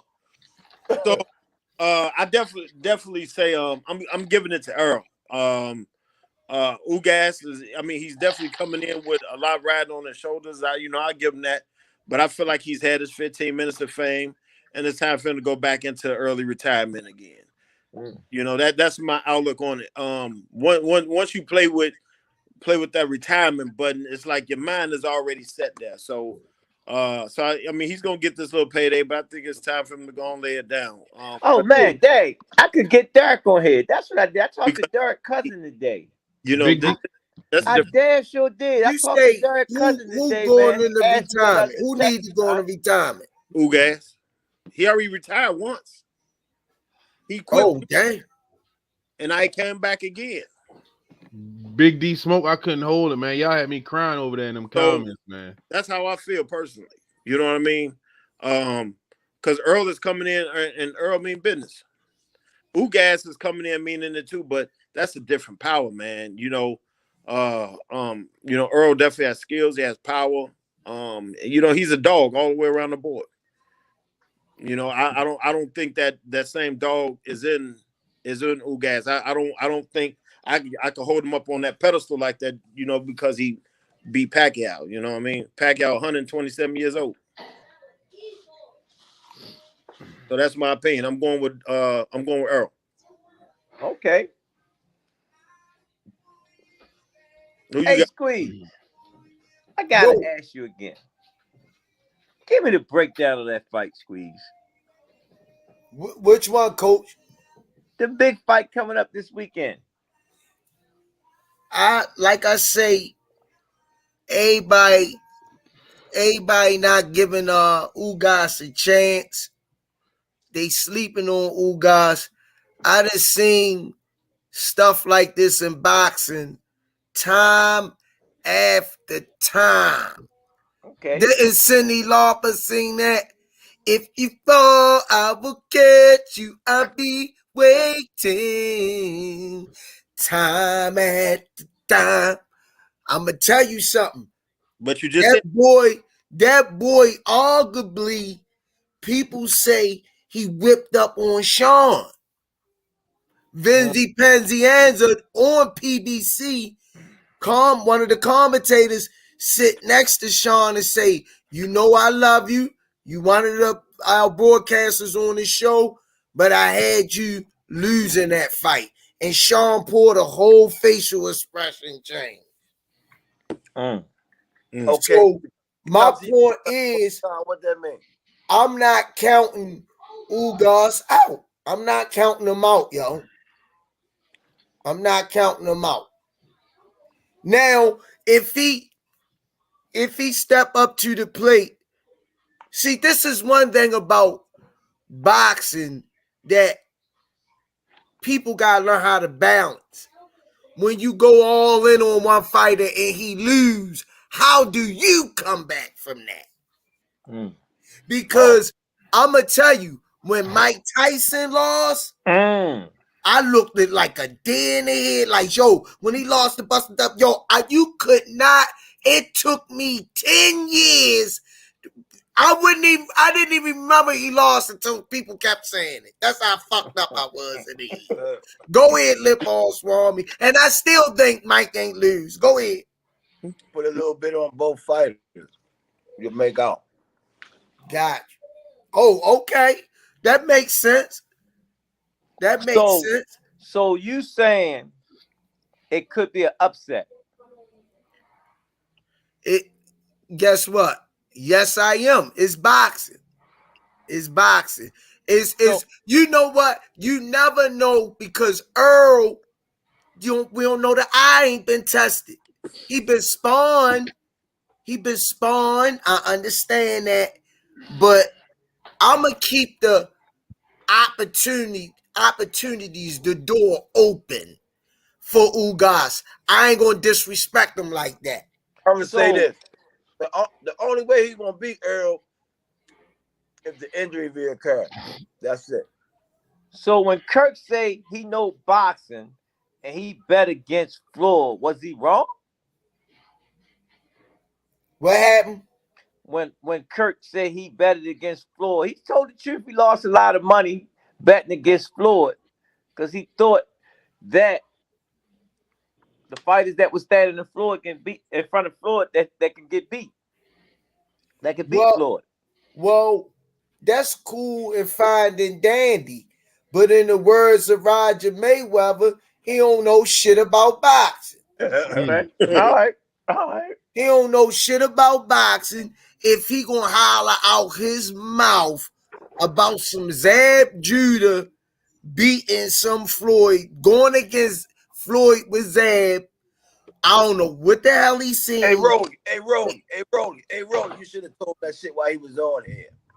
And go against. I wouldn't have made got no motherfucking words in, nigga. You the one brought him in and crashed the fucking set.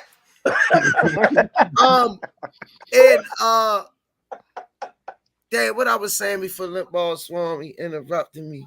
Where Kurt at when you need him? That's that Kirk effect.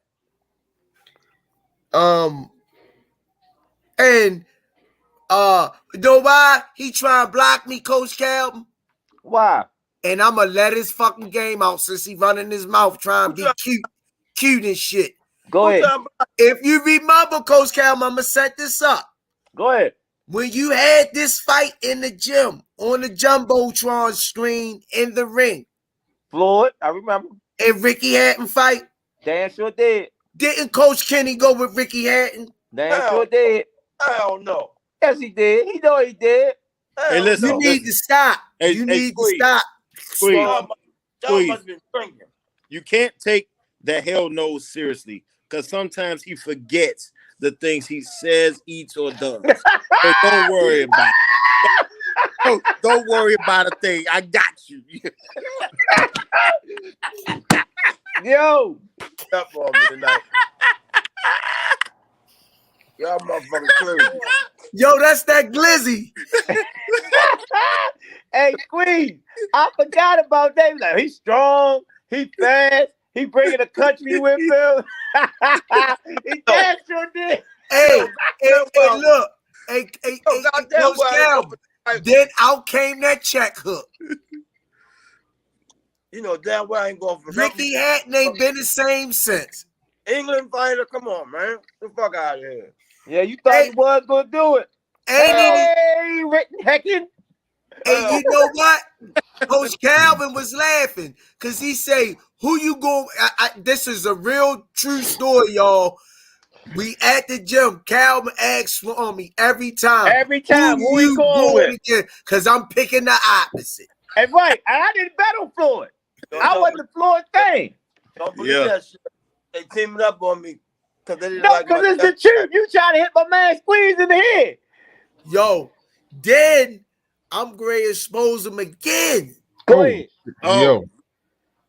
When we had watched the fight at the gym again, he went with Triple G over Canelo. Hell no. He damn sure did. Hell no. That first one, and me and Calvin looked at each other. We bust out laughing again. I'm not even a Canelo fan, yo, but I went for Canelo in that fight.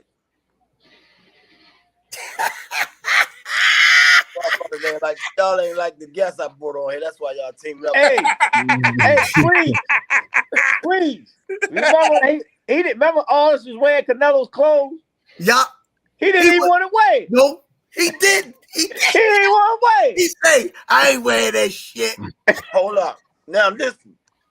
If you go into my motherfucking pictures, you're gonna see me with Canelo clothes on. So y'all motherfuckers lying. Only time you wore that, it was cold that day and you was running to your car, motherfucker. I'm in the gym with Canelo clothes on. Shit. Yo, y'all funny as shit tonight, yo. No, you only wore Canelo clothes because I asked you to because we was doing a Canelo party. Hey, Stinger, them niggas in court trying to put me away. Look at Yo. it. I ain't gonna lie, I was over here getting worried though. Motherfucker was giving up too much information. Hey, I got 3 defendants, co-defendants fucking me up in court. Wait, I'm gonna call you back on my podcast here. Yo said that's my man. He ain't gonna say nothing about me. Here he comes, dropping everything. Lip Ball Swami, one of them motherfucking jailhouse lawyers. He gonna get your ass some time. Yo. All you gotta do is speak up in court against the judge. Hey, Senior, he set us up tonight, yo. Yes, Lord. See, he thought he got set up. He set us up. Man, he said, "Yo, I got a special guest." I'm sitting in the car. What we sitting in the car? He called me. He Man, called me. he caught me up about. He said it. Yo, he's the #1 fan of Tank. I thought the dude was like somebody, I was getting my questions ready, like, you know what I mean? I was trying. Yo, I asked the motherfucker one question. I still ain't get an answer 35 minutes later, yo. The fans talked to him.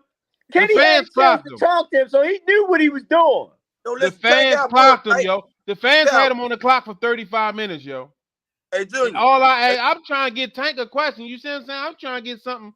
So, I mean, I'm still waiting. He didn't even talk about Tank. That's what I was going to say. You Tank #1 fan. We talking about Floyd. Excuse me. We talking about Floyd and all the rest of them. He want to talking about Tank. James Patterson, Jack Johnson, Mike Tyson, Ernell Whitaker. He talking about Joppy. We supposed to be talking about Tank. He done went all the way back to Joe Gans and everything. Like, and then he almost died in the middle. Hey, he talked about every boxer but Tank. Hey, see, he looked the little hula belly dance in the camera. Get your goddamn stomach out the camera, boy. You don't want to see your stomach. Yo, Coach Kenny owe up for that, yo. You owe up for that, Coach Kenny. He said, "Yeah, you owe us on that, Kenny. You set us up."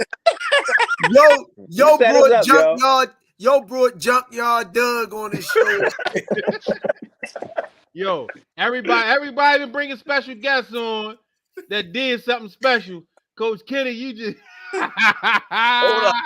Hey, I was pumped up. He was in the car. Yeah, Cal. I got my man up there bringing in, man, special guest. I said, Kenny, who he is, yo? Man, look, he coming in. I sent him the link. He coming in tonight. Yeah. He definitely came in tonight. Yeah. Y'all niggas wrong. Yeah, you called me. I got questions ready for him and everything, man. I'm like, okay. I know, yo. That motherfucker got started. I looked up. I see Squeeze sleeping. I asked that motherfucker. I asked him one thing, and he ran a marathon of the Red Fox show. Listen, the man said he was a Tank fan. I said, he wasn't talking about Tank. I can't read his mind. I didn't know what the fuck he was. I don't think he could read his mind. I can't. Man, you could have brought some of our fans on that's already on the show with us. Yeah. Huh? Good one, Cal. Yo. He could have brought some of our fans that's already on the show with us. All right, tomorrow I'm gonna bring one of Cal. No, we taking your credentials away from you for a little while. Yo, you bad. Hey, yo. You on probation. Put the gag order on your bringing on special guest, yo, for a little while, yo. You on probation, Coach Kenny. You can't make no special move. guest. Yo, Sham said he was here. He a fan of the tank top, not Tank. Yo, I ain't know Sham was funny as shit. Yo, Sham funny as shit, yo. He say he a fan of the tank top, not Tank. Oh, shit. Oh, man. Man. Yo, Savage Ass Dan said he came in belly first and mouth forever lasting. Kenny, you set us up tonight, yo. I gotta make that up. I don't know how you gonna do that. We putting a screening gag on your guest. Okay. Yo, I don't know how you gonna make that up, Coach Kenny. I'm gonna bring another guest on. No, hell no. No, the hell you ain't. Yo, I was just wait. All I was waiting for was Coach Squeeze to come and say, "All right, y'all, let's wrap it up." Oh, let me see. Can I make? Oh, it's 10th. I might can make up for that. No, I'm gonna bring another guest on tomorrow. No, you got a gag order on you for a minute. Hey, see ya. Don't bring it. Don't let his ass in the studio. Yo, hey, before you let him in the studio, you ask some guests. You ask some questions in the studio. Trust me. Listen, y'all my boys. Trust me on this. All right. We already did. I'm gonna bring a guest in tomorrow to make up for that. Where they from? Baltimore. Okay. He sound like the guy in Africa right now. How many weapons do they have? Hey, he got some weapons though, but he'll announce. Yo, Uh, I got the a good one I'm going to bring in. The comments was funny though. That's just what I couldn't take, yo. The fans over here, yo, they funny as shit, yo. They was letting you Coach Squeeze. They was tearing you and Kurt ass apart over here, boy. Hey, look, hey, senior. Yeah. Everybody's face started looking like they camera froze. How they was turning me apart, bro. I'm confused. They was talking about you going to sleep and shit. You was over there knocked out. What you expect? That wouldn't turn me apart. I think that was plausible for them. Their asses was going to sleep. Yo, Savage Ass Dan said, see what Kurt did? He fucked it up for the other guests. Shit. They was all the comments you seen, they was saying talking about sleep. Cause they was going to, their asses was going to. Yo, the funniest one though, Miss Ramona Burnett, yo, she was like, listen, Squeeze, do your damn job. Take it over. Get him out of here. Yo. She was like, cut. I thought Yo was gonna lose his breath and we was gonna be done with him. He did. He started coughing, damn near died and came back. Yo, listen. Yo got hit with that Narcan. Yo, that's a talking motherfucker right there, though. He funny as shit, though, but that's a talking motherfucker, boy. Next guest. Don't get him from Pennsylvania and North, Kenny. Yo, you know Kenny went where the best chicken in the box is at. Nigga, you sitting up there like you was on Pennsylvania North tonight. Hey, shit. You ain't never, because that shit ain't had no cut on it. It was raw. And my system been clean for years. Yo, that I got a raw hit tonight, yo. Hey, kid, I thought they put cut on shit now. Not no more. Obviously. That shit. Yo, you could kill somebody with that. Yo, the fans keep asking the same thing. So what was his question? I don't know. He's never answered the question. He wasn't going nowhere with no question. Yo, I'm just saying, like, busy talking about Joe Gangs and shit. Yo,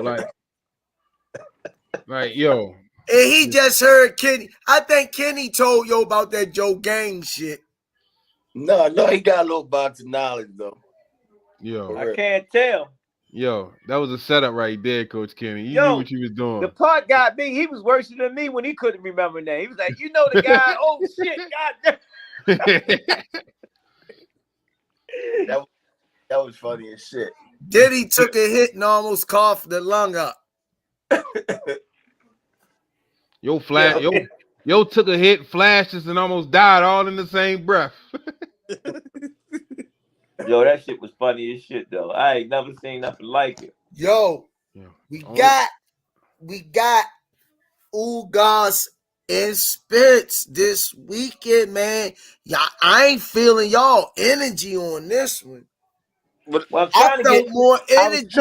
I was trying to bring a real special guest on. I was feeling y'all energy more with the when you go to the cookout to go plate and Ryan and Lubin and Fondor. Yeah. I felt more energy from you guys with those two fights. It's almost like y'all ain't even really talking about this fight. Shit, Kurt, Ken, the special guest took the talk out of everybody. He talked for everybody. Can't hear you, coach. I'm working on a real special guest. Come on, bring him on. Who you got, Kenny? I'm going with Spence. There it is. Go against the opposite of Kenny. Inside 9 rounds. Now, you hear him, right? If Spence lose, he gonna go on there and say he ain't say no fucking Spence. Watch what I tell you. This shit been recorded. It's definitely been recorded. Kenny will say he bumped his head during that conversation of his guest. They can't blame a nigga from amnesia. Nah, yo was he was entertaining for real. Yes, he was. He put on a show, yo. Yeah. He definitely did that. I bring him back tomorrow. No, he needs some rest after that. That shit was crazy, man. Like I say, man, this fight is going to be. I think people sleeping on this fight, man. This fight is going to swing the 147 weight class, and it's going to spark this 147 weight class, this fight. I think people look underrating this fight, man, because of Ugas, man. I think Ugas going to bring everything he got, man. So you think so you think it's gonna go to the cards or what? I don't think. You know what? Hold up, yo. You say you think he gonna bring everything he got like that shit meant something. He a fighter, Small. He gonna bring everything he got like that. that. Small mate. That's what like, people. You said it like he gonna fuck Earl Spence up because he bringing everything he got. You a coach. You a coach. Still fuck him up. You understand the business side of it. Like they always say, hold that energy. Save that energy. I want to podcast with you. Won't, hey, send me Derrick's number. That's why he whipping his ass. All right, like I say, man. Okay. Hey, send me what's Shane to go at, man?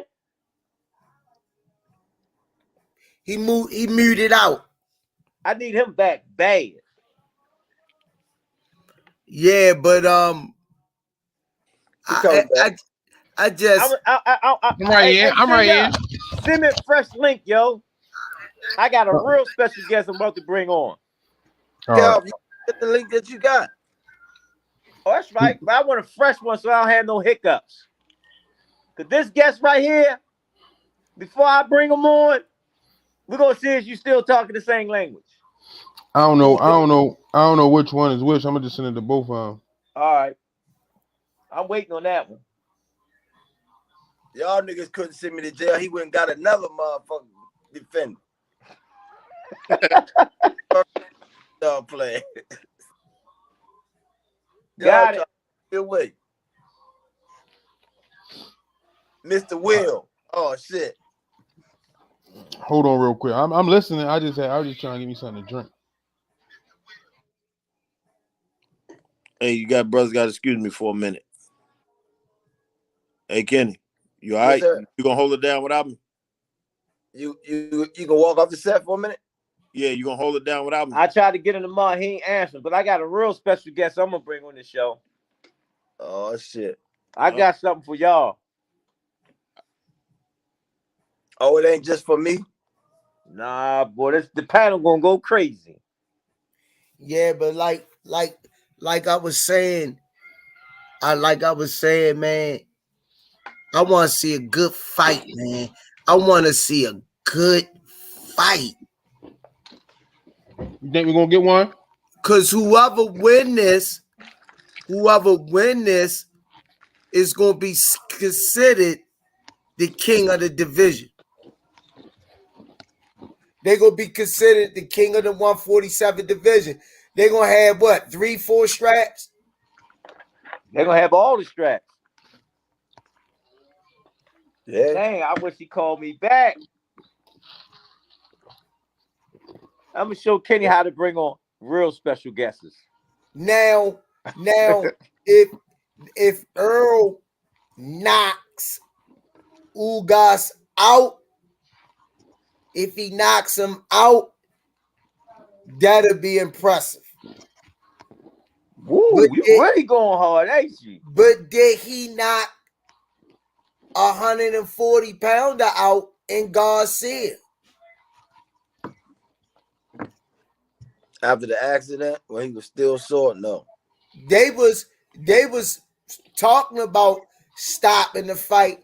Robert Garcia and them was talking about if Mikey don't intelligently defend himself, I think it was like round 9, 10, 11. Nah, Spence took his feet off the gas. That's the whole thing. Wait, if you Spence listen took his feet off the gas. to the interview, he said he was off for a while. He wanted to get the rounds in. Yeah, he took He his feet off the did. gas. He did. You Y'all know- 100% right, Kenny. Y'all know 100% Fury right. and White fight this weekend too, right? Who? Tyson Fury and Dillian White, they fight this weekend too. No. No, that's next weekend. My bad. Why is this coming up like that? Man, y'all guys are very funny, man. No, that's But Coach Kenny, Coach Kenny took the cake hey tonight. Kenny, Yo, I'm gonna bust you in your head tomorrow morning, yo. You set us up, man. hey, y'all had an easy night tonight. Y'all know it. So Bo Sports, this is to you. You saying Spence the best fighter in the world, period, point blank. So after this fight, in your opinion, after he steamrolled Ugas, he gonna take the boost in this fight? So you think Earl can do that, the boots that you predicting him to do the Ugas? I don't think so. I got boots boxing circles around Earl Spence. Woo! God dang.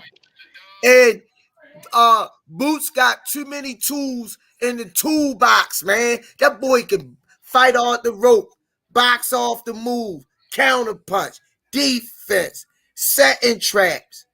And he got some pop. And he could take a punch. But he ain't never been hit by Earl.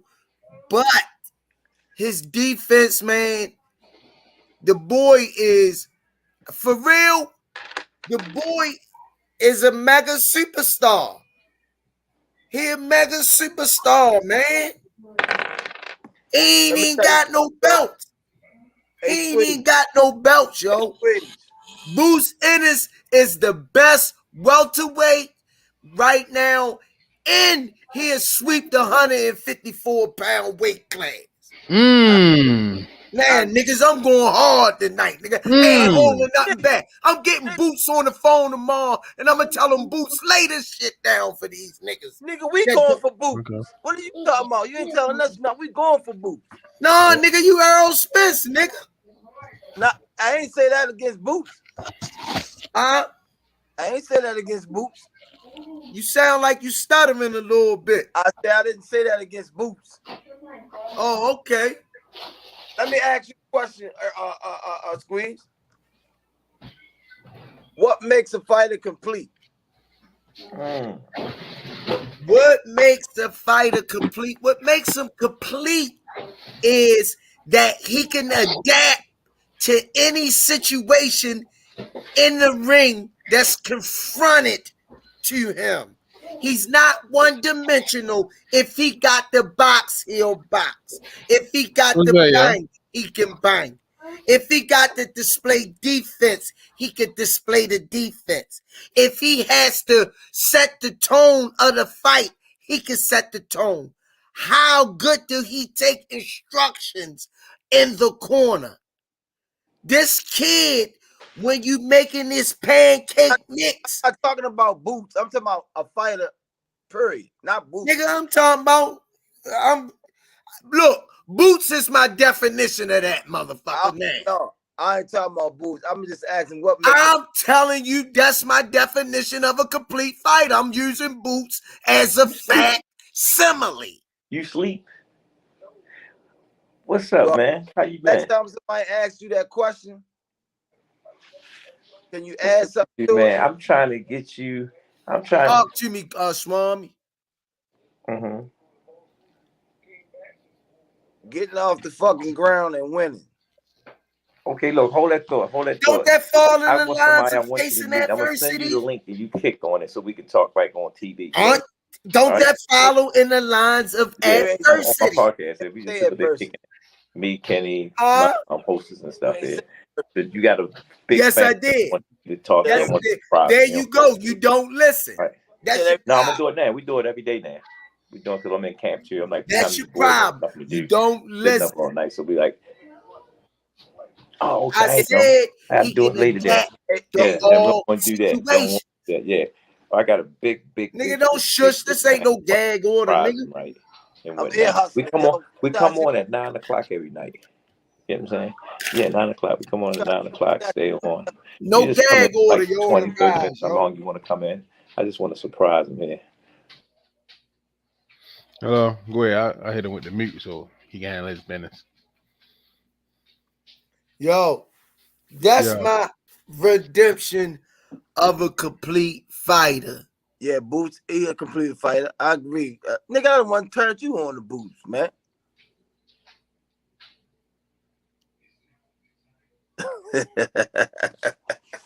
Put it like this. Put it like this.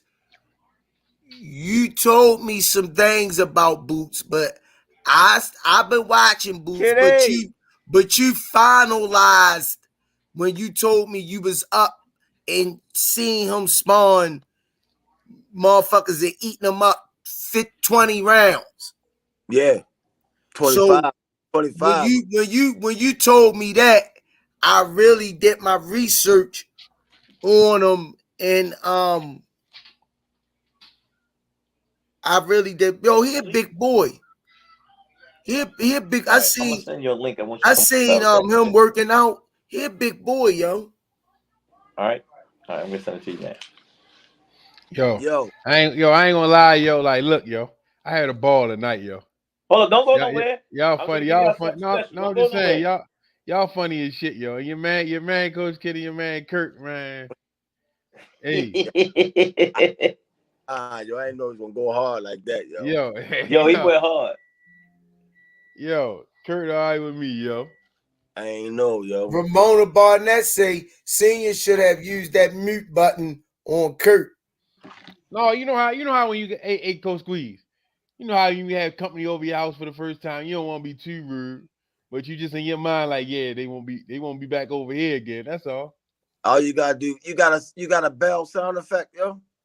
I ain't even got that. I ain't even got my board hooked up. Yeah. I got 2 special guests that's gonna come on tomorrow. Okay. Don't go nowhere right now. I want to give you something special. Sing. Oh shit. I'm going hard. I keep telling you I'm gonna go a little hard for y'all, man. But for our fans and for the people, like, let you know, man, it's an honor actually to me, you know, to know some of the great people that I know that's in this business, man, because they inspirations of mine too, because they carry the same journey in different cities, you know. So, you know, we gotta be appreciate of the people that we do know. You know what? That's a good question for you. Since you made your transition,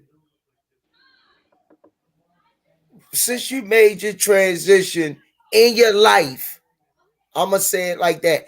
In your life, for those who know your background and your backdrop,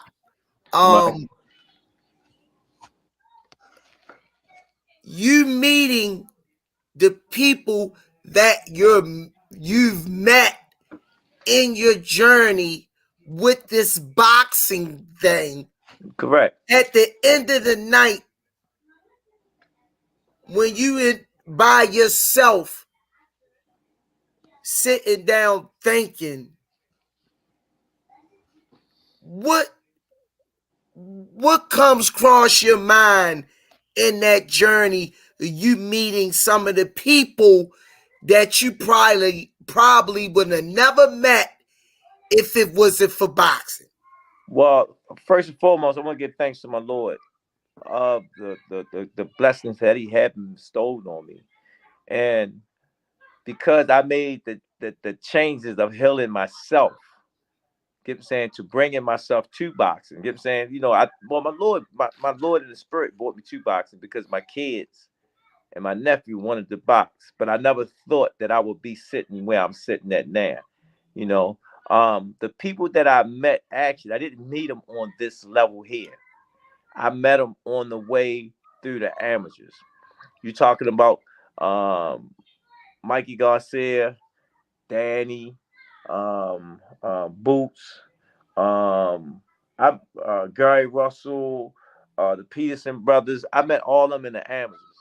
All the famous guys that's famous now, all of them was met in the amateurs. You know what I'm saying?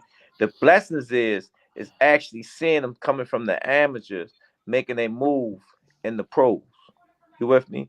And they still recognize me or knew me when I was in the amateurs. That means I was making a big statement in the amateurs. You with me? Yeah.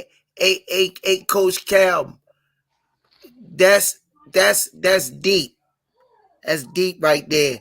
But I'm talking about the time I met Muhammad Ali up at high school. Mm-hmm. My first thought was, wow, I just met my idol, man. Somebody, when I was young in senior high, and I met the greatest of all time. I shared the space with him.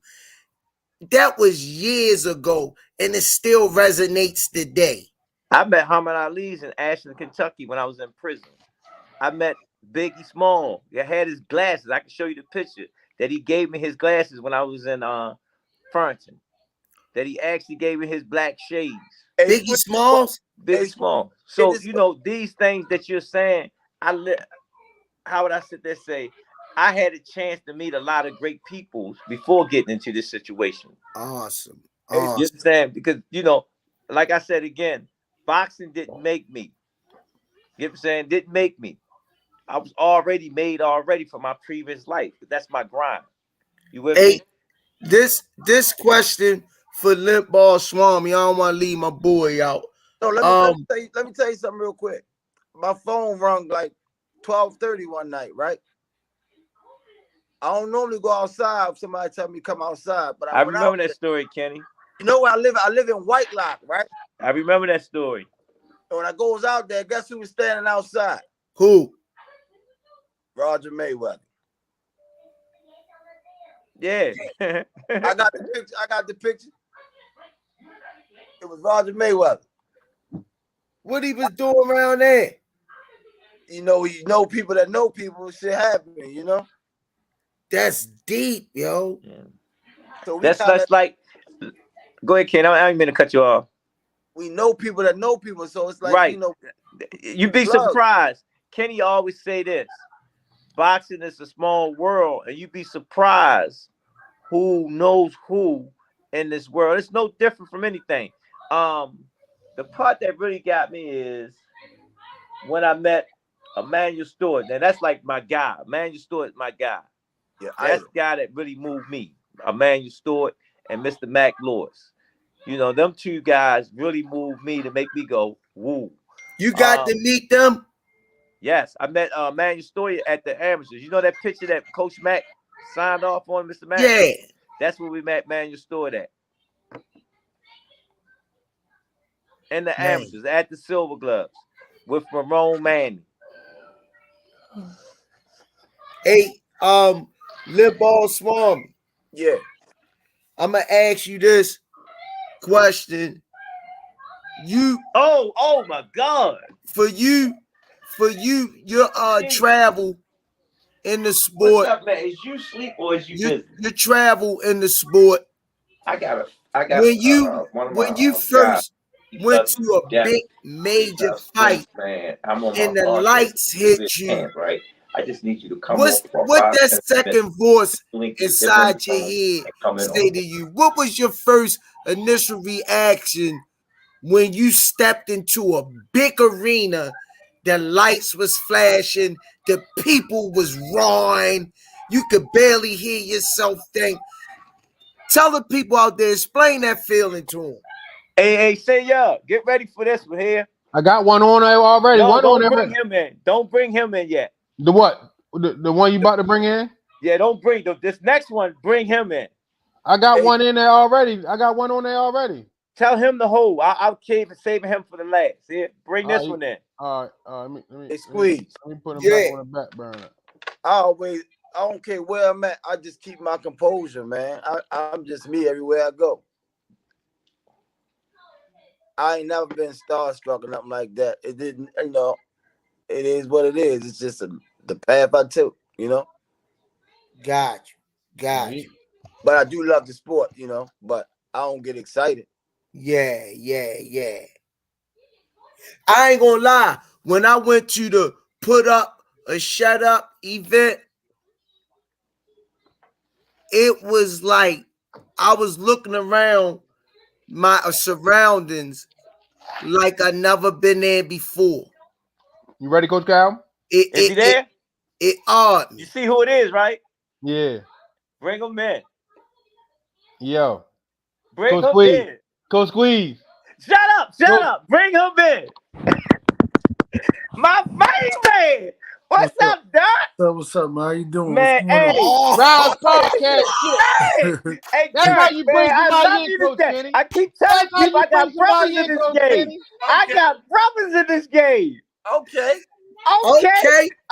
Yeah. Okay. Hey, Hey, Derrick. I like this. Hold on. First of all, let's do it, welcome Squeeze. to the Rize podcast. I'm the host of the show, Coach Squeeze. We got Senior Carbs in the panel, the CEO, and I'm sure you already know Coach Calvin and Limball Swami. Now, I'm glad you in. How you doing, brother? Good brother. I'm going good, man. What's up with you, man? What's poppin'? Right. How camp going? Camp been pretty good, man. Been tough. We had some great sparring. It's been good, man. Doing a lot of work. I always like to see my brothers be successful and succeed in whatever they do. That's number one. Thank you. That's number one, man. And I appreciate you, man, gracing the podcast with your presence. You always welcome and you got a home here, brother. Appreciate that, bro. Whenever you want to come on and need an outlet and talk about anything, this is the place. This is your home too. Hey, I appreciate that. My man Calvin hit me up, and it was just a quick, hey, man. I love him, yo. That's my brother right here. I said, wait a minute. We was talking about Spence and the fight coming up, right? I was ready to get to that. Okay, I'm gonna let you go. Handle your business. You think you choked me up. Yeah, handle your business. No, right now, I'm talking to a real one. So this right here, this conversation me and my brother Derrick Ray have, this a man to man. Well, let's go then. Let's go. Now, what we was just talking about, brother Derrick, was we know styles make fights. Yeah. I'm sure you're a historian of the sport because I done seen your body of work. Let's get all of that out of the way. Yeah. Now, we were talking the Ugas Earl Spence fight. Right. And this is what I was telling Calvin. We done seen over the history of boxing, anything can take place in a ring. Right. But we prepare for the worst. We prepare for all situations. Right. I was telling Coach Calvin and Kenny that Ugas is hungry too. Yeah. I would not count him out. You don't want to overlook no opponent because then that means you're not locked in and focused on the task at hand. That's right. That's right. So my thing was Ugas, everybody trying to say, one of the brothers say he was contemplating retirement. I didn't know nothing about that. So he's saying sometimes the 1 foot could be in mentally and the 1 foot could be out mentally. Going up against a devastating puncher like Earl, is that safe to say that? No, I think that Ugas is, man, he's fully committed. I think that I never heard him about retiring. I don't know why. He just getting to the money, man. He just listen. He fought because first originally he was an opponent. I remember he fought Brian Perella, and he knocked him out. Then he just started building, beating everybody. That's true. That's true. So he fought his way back because he was just somebody that somebody had. Then PBC signed him because he fought his way. Listen, I'm a real guy. Then he kept fighting, man. So no, man, I don't think he's ready to retire because he's just now hitting the spot, hitting the sweet spot, getting that money. So I think that he's very focused. I believe that he's coming off a high with the win over Pacquiao. He's been winning. He's been beating everybody. So this has been like 3-4 years of just winning. But I think that, I know that he hadn't faced anybody the caliber of Errol. And True. You know, I think especially with the punching power. I mean, like, this is the thing about it. We never seen just how good Errol is because nobody pushed him to that level. Say it again. We don't know how good he is because nobody pushed him to that level. And that's for real. Exactly. So what happens is, Ugas is a guy who might, from the outside looking in, like he has the ability to do that. So we'll see. Now, but Squeeze, hold on before you say something, Squeeze. You didn't sound like you sounded then. Did he sing you? No. You didn't sound like that at first, man. Whoa! Can you let me? No, don't clean it up. Stay the course. Be like you be. Derrick's on the phone now. No. Look, check this out. Let me say something to Derrick. We in court and I'm throwing him under the bus. He going for Ugas. Who was that? For him? Squeeze. That's why I called you, Derrick. I said, wait a minute, hold up. Hey, listen, you know what? Hold on. No, wait a minute. No, wait. Hold on. Talk that shit you was talking before you came. Let us guest talk. Go ahead, brother D. Go ahead. This is okay. I mean, you know, somebody got to cheer for him. You know what I mean? Look, now, this is what I said. Okay, come on. This is what I said. I said, don't overlook Ugas. Well, listen, what will make you think we're overlooking him? We trying to see. We're not looking past him. We're not looking through him. I'm not talking about y'all per se. I'm talking about the people that's chiming in. That's the people in the comments. This thing about it, they don't even matter. Just we focus on it. That's right. That's all that matters. That's all that matters. I mean, yeah. That's all that matters. But you know, and even in a football game, they talking X's and O's. Yeah. You know what I mean? They trying to make it seem like I'm disrespecting you. No, we ain't saying that. We just want to hear that. I'm a man with Mr. D on here, and I'm a man without Mr. D on here. You have the right. Listen, think about this. You have the right to cheer for whoever you want to, and at the same time, like I said, listen, man, we're not taking anybody soft. I mean, I saw what he did. Listen, like I said, I've been telling. When he was getting ready to fight Pacquiao, I went in the locker room and told him to go get him. So listen, man, this is just a setup for you to win. Go win the fight. I mean, listen, I'm pulling for you. So I mean, you know, that ended with the Pacquiao fight. And then it's my turn to get him. Right. Work. I mean, you know, listen, we know he has a phenomenal trainer. We know he's very intelligent. And I think that, I mean, and put it like this, he's strong enough to keep you off him. He's not a big puncher, but he can catch you. We know that. So I'm not, you know what I mean?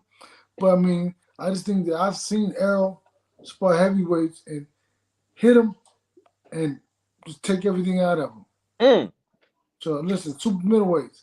For this, we sparred heavyweight and super middleweight. Really like cruiserweight. But he was like 215 when he was sparring with him, but he came down. But listen, hit him and take everything out of everything out of him. So I seen the power. Because I didn't know before. But come on. Now, I know that there's no doubt in my mind you will have Earl ready. That's not because your body of work speaks for itself. That's number one. But like I said, styles makes fights. And I'm just telling the brothers, I'm not overlooking. Okay, wait, this is my question. Styles make fight, but what style is Earl gonna fight him? Because you see, wait. He fought Lamont different. He fought Kell Brook different. He fought Sean Porter different. He fought Danny Garcia different. He fought Mike Garcia different. So what style gonna make the fight? What style are you talking about?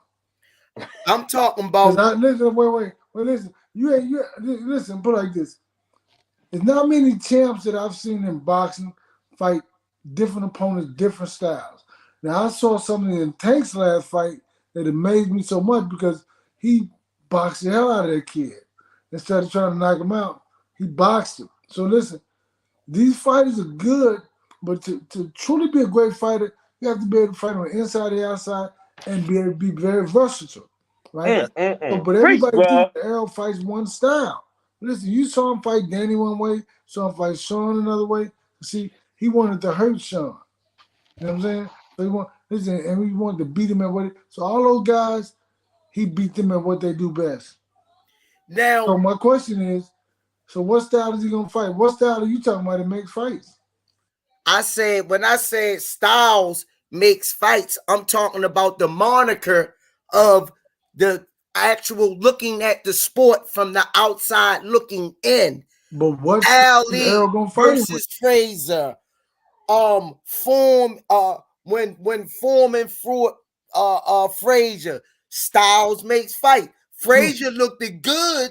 I'm explaining to you what I mean when I make that phrase. Frazier looked it good with Ali because of his style. He was moving for Ali. He didn't stay still for him. But when Foreman got hold to him and bop, he knocked all of that rabbit out of him. So that's what I mean when I say Styles makes fight. Right.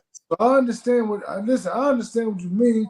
I didn't say what you mean. I said, what style are you particularly choosing that Errol's going to use in this fight? Against this fight. He damn sure did. Listen, so that's what I'm asking you. I know the styles make fights. I'm saying I know what you were saying. I'm saying what style is he going to use? You see, they said Mikey Garcia was a counterpuncher, but he never was able to set up and get a punch up. They said Danny Garcia got a good hook. You never saw him land that hook, did you? Because, we did everything. We took it away from him. So the counterpuncher ability and everything that Danny Garcia did, we took it away from him. Sean Porter's a banger. He banged with him. They said Kell Brook was big and strong. He fought him and broke him down and beat him up. So my question is, what style are you saying is going to make this fight? Because you saying that Styles make fights. What style are you saying is Errol standing in front of him? Is that the style? Or you say so. Let me understand what you're asking me. You're asking me to say the game plan of what I think the fight how it's going to go. No, I'm saying you said Styles make fights, and I understand what you're saying. What I'm saying is Errol showed 5 different fight styles in 5 different fights. So which one of those 5 styles is he gonna that Ugas is gonna be able to beat? That's my question. I can't say that because the fight ain't take place yet. So then you can't say Styles make fights in this particular fight, this particular guy, because this guy has several. I just told you 5 different styles he fought. You can tell me he fought 5 different styles, did 5 different things different in the fight, in 5 different fights. So you can say, well, listen, because if the outside don't work, we're gonna go on the inside. I'm telling you. Listen. You saying what you're supposed to say as a head coach and have confidence in your fighter. What I did. You're supposed to say that. Think about this though. It's a lot of people who knock people out. Who got some stops to be used by? It's not a lot of people break people's faces and break their ribs. He broke Kell Brook's face. He broke his ribs. So listen, put it like this. Hey, listen. So a lot of people don't do that.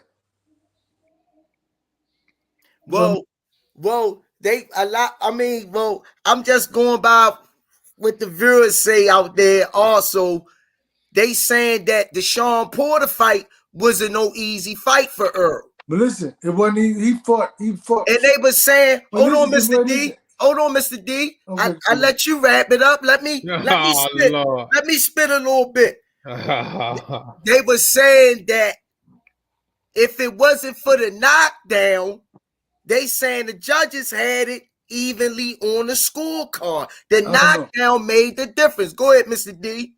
But the knockdown is still part of the fight, right? Correct. But listen. So this is what about. Listen. Check this out. He fought Sean Porter at his fight. He fought him. Let him did whatever. They fought toe to toe at his fight. Listen to me. So he caught him with the shot. Yeah, but that knock, whether it was a knockdown in the first round or the last round, I mean, hey, listen, man, we're not talking about that. We talking about Ugas. Mm. we're not. Mm. We talking about Ugas. Mr. That's James, right. I got, And then I don't. And this is one thing about it too. You got the right to believe and feel what you want to feel. That's what. Listen, that's what competitiveness is. That's what the boxing game is all about. I got a question. What's up? I mean, how would you feel about somebody saying your fighter hasn't proven himself yet? It's okay. Because listen, what they want him to do, they want him to fly. What you want him to do, Squeeze? You want to fly? What do you want him to do? What do you want him to do? You want to fly? You know, I'm gonna let y'all talk. We can't talk together. We're gonna take times talking. We can sing together, but we can't talk together. Wait, this is my question. One question at a time. Go ahead. So who does he have to fight to prove himself against? Because I mean, who's proving himself against? Keith Thurman, who did he prove himself against? Danny Garcia, who did he prove himself against? Sean Porter, who did he prove himself against? Who they prove themselves against? That's my question. So who is it that they have to fight to prove themselves against? Because when he fought Kell Brook, they said Kell Brook was the best welterweight in the world. He beat him. Okay. I don't know who said that. No. The box don't. Why wouldn't they? Who else was out there? Kell Brook. When Errol fought Kell Brook just beat Sean Porter. What are you talking about? Yeah, that's true. That is true. And they say he was the best. He beat Sean Porter by what? But majority decision, split decision. You win by 1 point. You still win, man. He won. They like the no, man. Mr. D chopping it up. There's two men talking here. I'm just saying, a win is a win. Yeah, okay, all right. I got that, Mr. D. A win is a win, but they once again, the people are talking out there that fight could have went either way. Well, this one put like this. So, man, listen, you can't please everybody, right? No.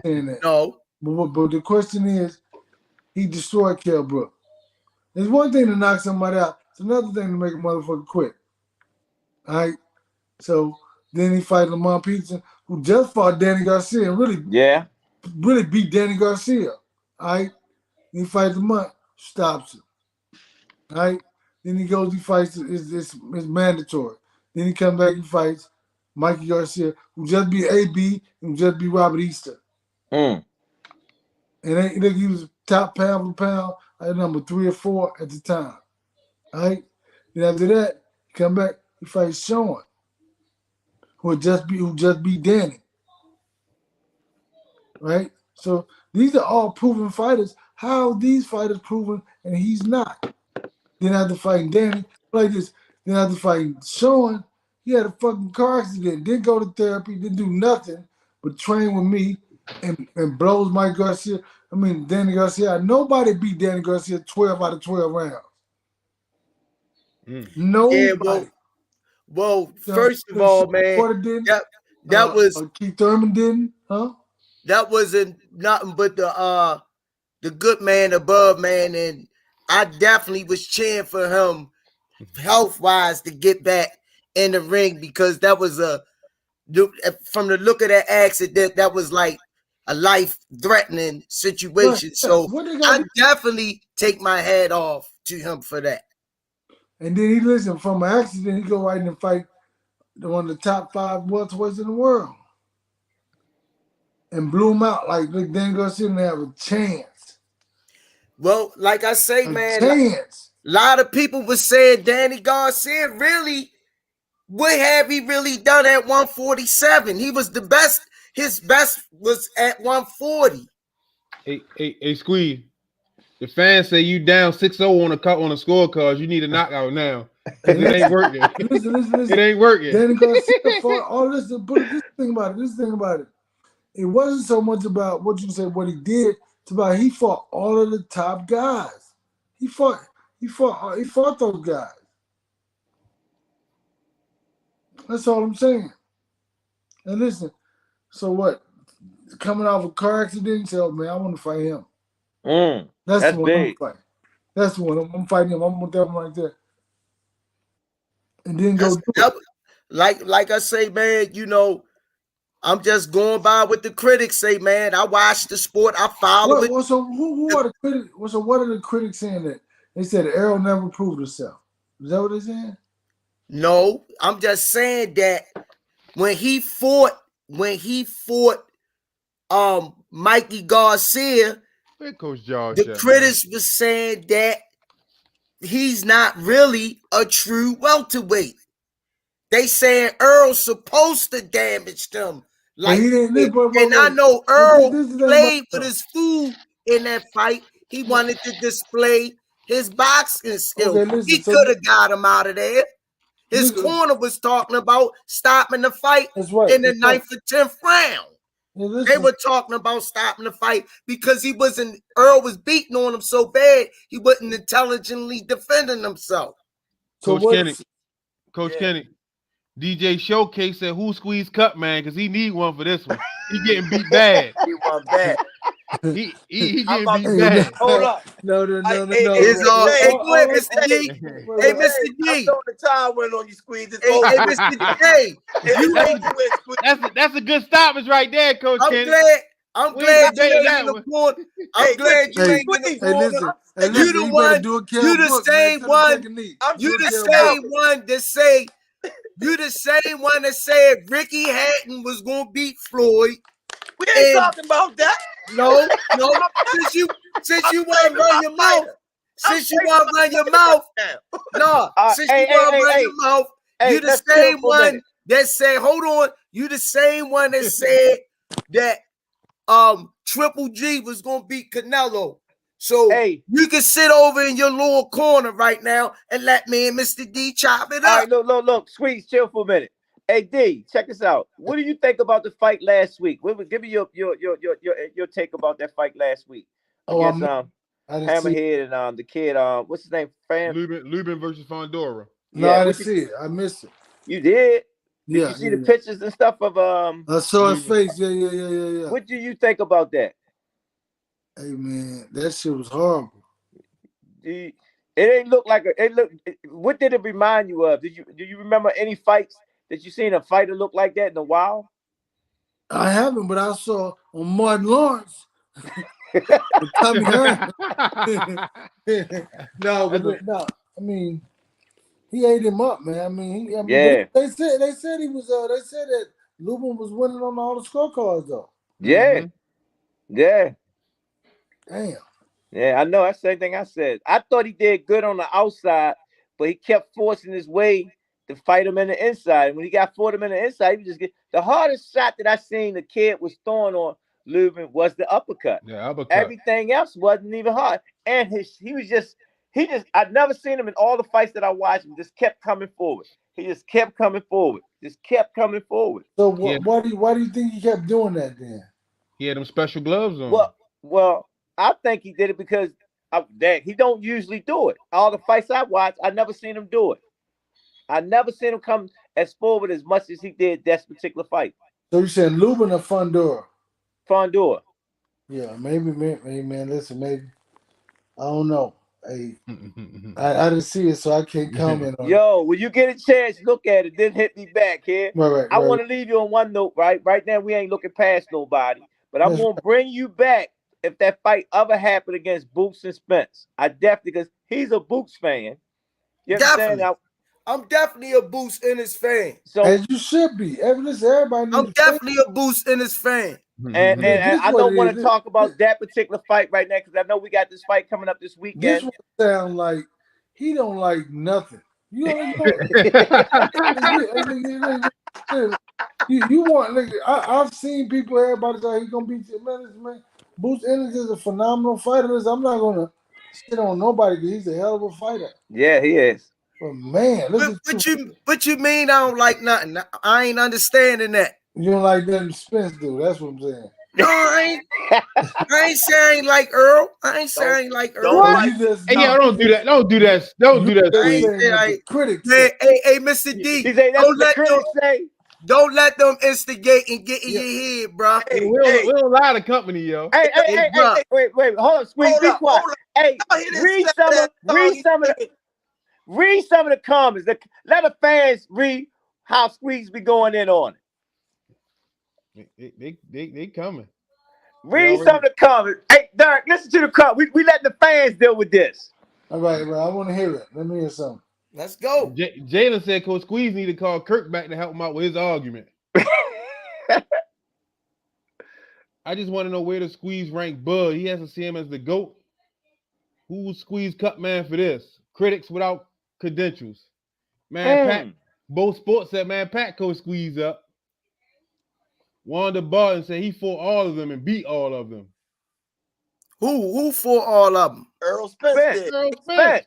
Spence. Thought you don't understand. JB11 said Coach Squeeze ain't keeping it real. See? Okay. Roman Come on, fans. McNeil said Squeeze on the ropes. Get out the ropes, Squeeze. I stopped the fight 2 rounds ago. Bob,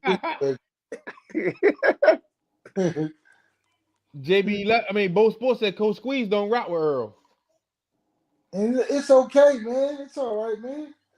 Everybody put like you listen to the thing about Don't say nothing. Wait, don't say nothing, Squeeze. Wait. All right. I'm gonna let them go ahead. I'm gonna let them go ahead and have their little fun. Go ahead. Coach Calvin, and this is true. This is what I say. So we live in like this boxing era right now is more about athleticism than it is about skill set. More about athleticism than it is about a technique. So you see all these guys switching up left hand, right handed. Yeah. You know, that's some new shit, right? Yeah, it is. But the thing about this, the athleticism is so great that and listen, I'm gonna say what Tank did as a young fighter, because Earl was older than Tank. Yeah. He separated himself from that because he was showing more power.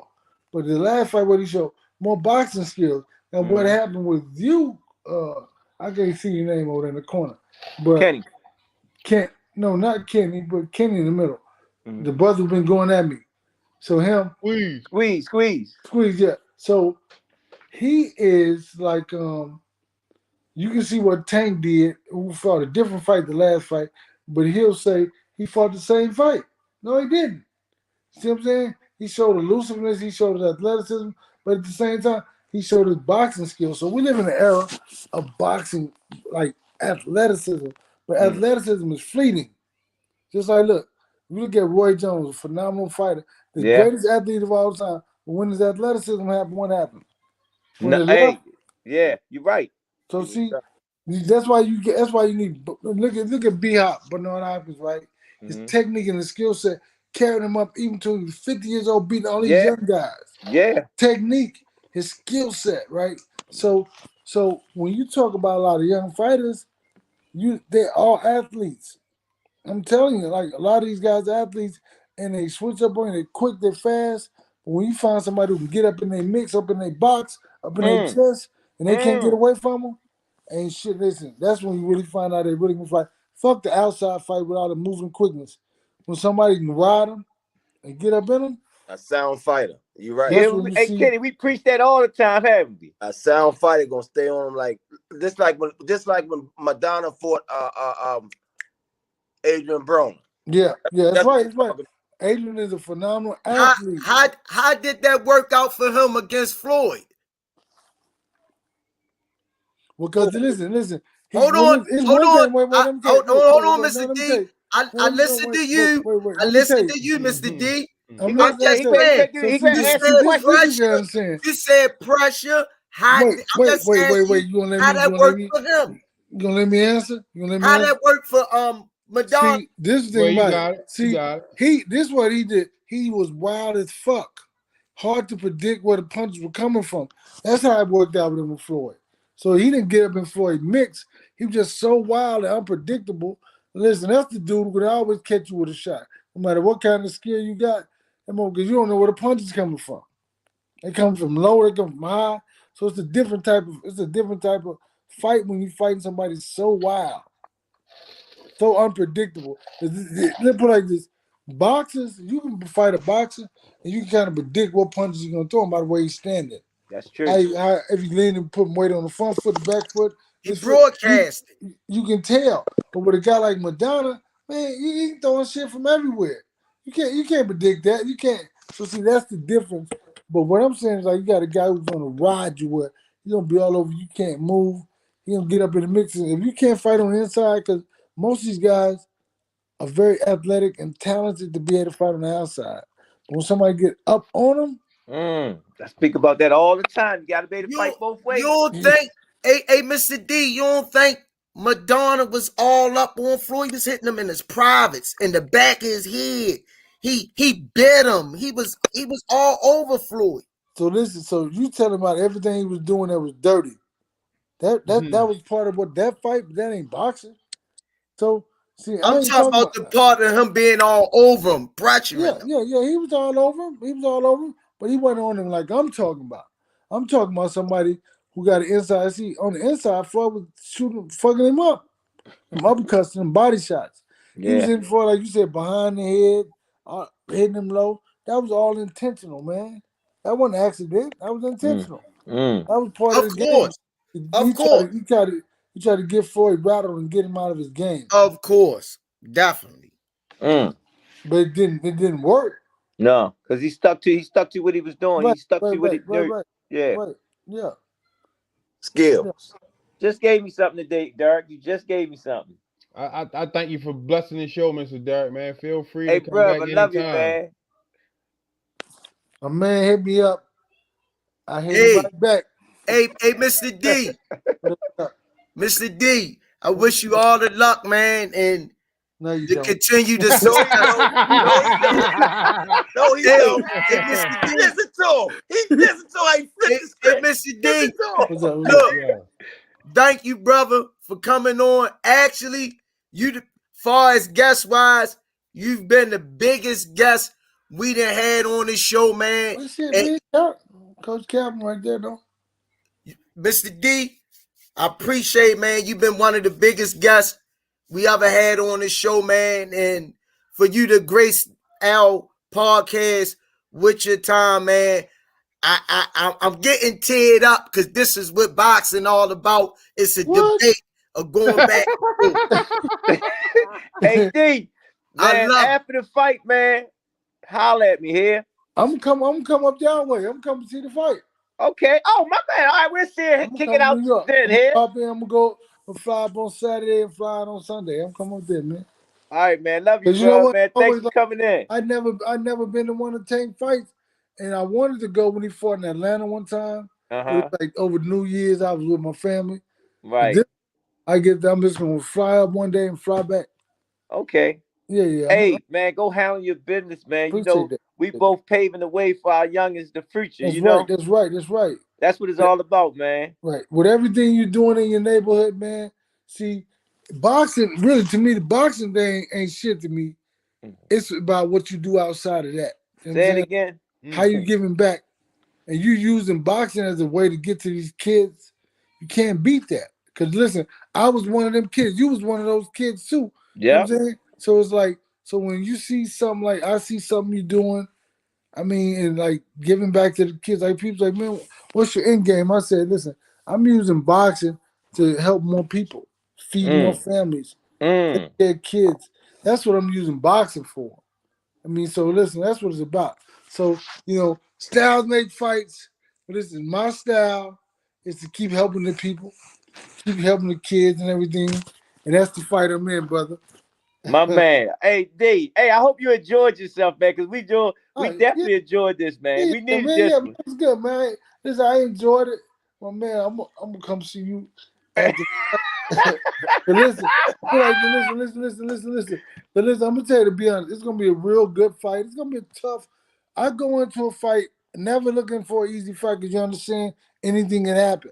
I mean, he has a strategy, we have a strategy, and this is gonna be a fight to break out. Man, I think that's the key element, just to be able to hit and not get hit. Sometimes with boxing, you don't get hit with a shot because that's the game. That's the game. It's like, how do you overcome that adversity? Because you got two guys who are very hungry. One guy who overcame a car accident and an eye injury. Another guy that tried to defect 7 times or 6 times, and on the 7th time he got out. So it shows the level of persistence.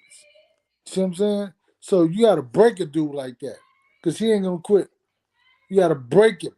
Right. Understand? Bro, teach, bro. We know what time it is. Break him. like that uppercut that Santa Cruz got. Yeah. Gotta break him. Tell him again. Hey, Derrick. Don't give up too much, baby. Okay. Hey, Mr. D, thanks, man. I appreciate you. Even though my home, you know what? Growing up, you know who your boys are when you're batting against the ball. All my boys threw me under the bus. All I'm saying is you better all hope. my boys. You better hope. You better hope. Oh, hey, Mr. Derrick, can we get 2 more minutes? Can we get 2 more minutes, Mr. Derrick? Check this out. Can we get 2 more minutes? Yeah, I got something for you, Squeeze. Since you want to talk that shit, I got something for you. Coach Josh, handle your business. Handle your business, this one of our youngest coaches right here, Josh. He's like my son. He teaches our 5, 6, and 7-year-old class right now, man. He's been doing a phenomenal job, man.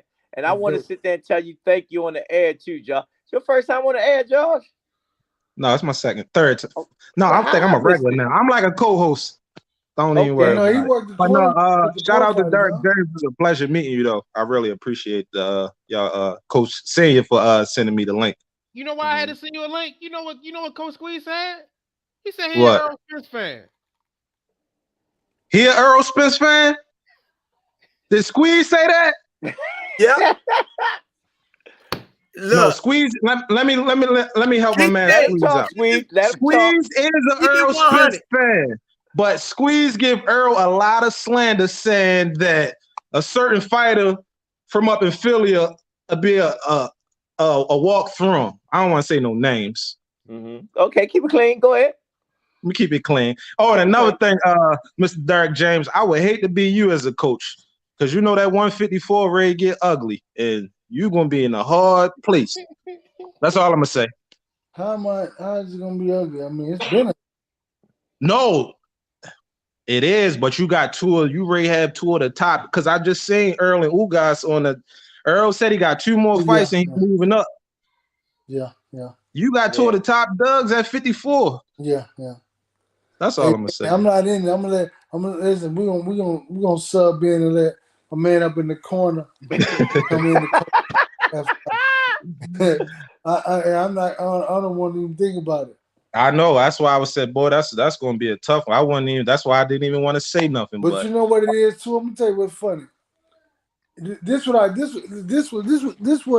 the funny thing about boxing. Everybody can call out somebody that somebody can fight, right? But there's only 5 boxers in boxing, and you know, like in the whole world, 5 boxers who make their money. 5 boxers, and think about all these dudes. So when y'all talk about all these other guys from this city and that city, listen, 5 boxers in the whole sport that make their own money. Tell him again, Derrick. And what I mean by that is the box office smashes, right? You gotta listen. I'm gonna save your guy for last, because he can be first. He the younger, Gervonta Davis, but I'm gonna put him last. And the only way I'm gonna put him last because you on the thing. So you got Tyson Fury, and listen, Tyson Fury can only really sell if he's fighting somebody else of a quality opponent. But when he fought his first fight in Vegas, they ain't sell it all. But Tyson Fury makes his own money.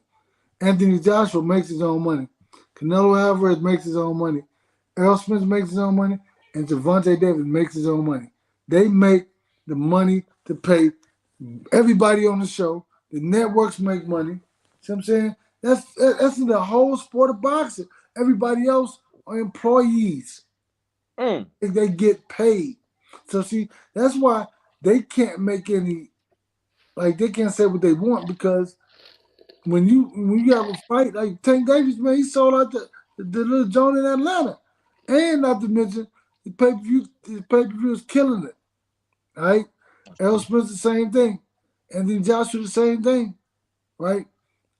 Tyson Fury the same thing. Canelo Alvarez, those are only 5 fighters in the world that make their own money.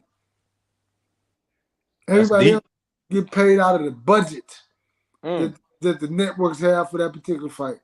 Wow. Think about it. If Tank wanted to sell it, he wouldn't have been on there again, because we seen a fighter fight on pay-per-view, and then they didn't put him on pay-per-view again. We seen that. That's real talk. No, look. How many I don't world know champions who you know the that dude never is fought who on they pay did per it to, but they did it to him twice. As a matter of fact, so I'm just saying. But No, that's real. But Errol, Canelo, those dudes make their own money. I'm just saying. Everybody else said what they have is that for each fight they have a budget, so they get paid out of the budget. These other dudes say, "Well, my guarantee gonna be your budget, but I'm gonna get mine on the back end too." That's the real star money. I'm just saying. Right. I tell them a million times, there's a billion fighters out of there, but only a few names are mentioned. But listen, not only I mentioned, they can't pay for this, man. I'm telling you about the dudes who make their own money. They actually make their own money because they sell from at the gate. At the gate, you know what I'm saying? I mean, they sell out the arena and they make money on the pay-per-view. Wow. So I'm just saying. I mean, so think about it. Out of all the guys y'all can talk about I named the dudes who doing it. So all them other guys are overpaid. Wow. And if it wasn't for Al Heyman, they wouldn't be getting paid like that. Because when I used to fight, them champions would be getting $65,000 a fight. That's terrible. $5,000 a fight, bro. That's terrible. Listen to me. I mean, I don't know who they had to fight to make a whole lot. I mean, because it was Ray Leonard making money, it was Roy Jones making money, it was Mike Tyson making money, Holyfield, Riddick Bowe. I mean, wasn't no little bitty guys making money because Floyd wasn't even in the mix back then. So what I'm saying is, a lot of these guys employees and don't even know it. They think they the boss. They overpaid. If it wasn't for Al Heyman, paying all them guys, everybody trying to compete with them.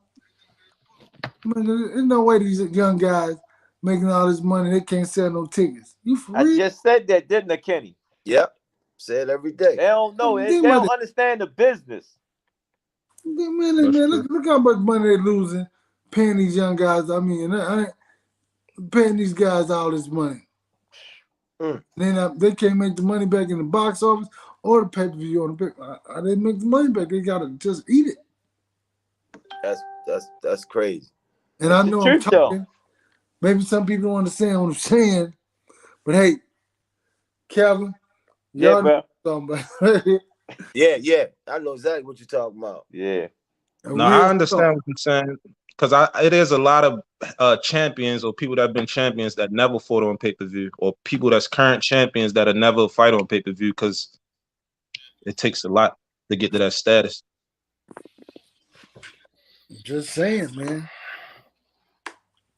Oh, Coach Calvin, I hope you seen the picture I sent you. The fire department stopped down in the gym today. Oh, all right, yeah, they was coming to see you, and they Tank, and they wanted to look at the gym, and they just wanted to show some support to the kids and everybody. So I thought that was definitely dope. Yeah, it was. I posted on my stories and everything, man. Great job. Okay, I appreciate it. Like I said again, Mr. James, I thank you for stopping by, but I realized I could not have that argument without bringing my man Coach Josh in the building, because them two go at it about Earl Spence all day long. So I had to bring him in the building. That's cool. I'm the biggest Earl Spence fan in the world. Everybody not gonna like you. Everybody not gonna cheer for you. You know what I'm saying? That's just the game, man. It's like hey. And ain't no disrespect because you like who you like. I thought I had a pit bull on the set, but I see it was a cur. He quiet as hell up there in that corner. Look, I'm good, man. I'm tripping off you guys. Yo, this was the best. Yo, this show right here, yo. Hey, Derrick, you made our night, man. I mean, yeah, you made my night too, I appreciate I'm that. I'm tripping off you guys, man, because I know I ain't never say I ain't like no Earl Spence. I ain't never said that. He never said that. But you just said that. Hold on, hey, Mr. D. Hold on. I never said I didn't like no Earl. That's blasphemy. Never said that. Let's get this out the way. They messing with you, bro. They mad. I love the sport of boxing. Stop that, Squeeze. We messing with you. That's what I said. No, y'all messing with him. I ain't never say I ain't like no Earl. That's blasphemy. I know you did. I know you never said, because listen, that's blasphemy. Because if that's the case, in the words of Roger Mayweather, I don't know shit about boxing. No, and listen, I was listening to you talk, and listen, you don't, like I said, nobody has to like you, right? Nobody has to buy into you. Nobody has to. I mean, that's just the game, man. You just, if they like you, they like you. So I mean, I can't be mad at other people for not. You know what I mean? Whether you like them or not. Because listen, man, I can just say, I appreciate the sport. I appreciate all the young guys. Like, I really, to be honest, I don't watch a lot of boxing. I do not. I mean, I don't watch. I mean, hey, Mr. D, do you think that was a good stoppage? Cunningham stopping that fight with Erickson Lubin, looking at his face. He ain't watch it. I didn't watch the fight. I know you seen the post of his face up. I saw his face, yeah, but I mean, I think that, put like this, man, when you have these, like, really in boxing, these are like relationships, like real emotional relationships. I think that you have to get to know the fighter, to know what he can take, what he should be taking. I mean, I think that if you care about him, you just say, man, we can come back and fight another day, if that be the case. I mean, but I think that nothing, you got to care about him. You got to know who they really are, like not just train them and work them out. You got to know them like emotionally, and I think that that's where. I mean, sometimes you can't get to know him. Sometimes, and obviously, he know him from the perspective that he needs to know him from to stop the fight. It's not. I mean, because it's never easy for a coach to stop the fight, but you do what you have to do because you think about the guy. He got to live with this. And listen, whether you get beat up, it's one thing to get knocked out. It's another thing to get the hell beat out of you. Yeah. I mean, you wake up in the middle of the night, like, goddamn. You seeing punches coming at you. You know what I'm saying? So you got to be like, you don't want him to go through that, man. Because I mean, that's the type that you don't know. Like I always tell people, we only have so many punches that we can take before we start slurring our speech, before we start stumbling, before we start doing whatever, right? So I think that we don't know what our number is, and we don't know what number we're on. So don't let him take any more punches, man, because you don't know if he'll ever recover from that. That's true. So, yeah, that's the same. That's the same thing I said, man. He looked at. He said something in the corner when Cunningham got up on the rope. But like I say, man, why let your fighter keep taking that type of punishment and he not intelligently defending himself? He could be one punch away from not getting back in the ring. Right. Live to fight another day. Right. That's right. That's right.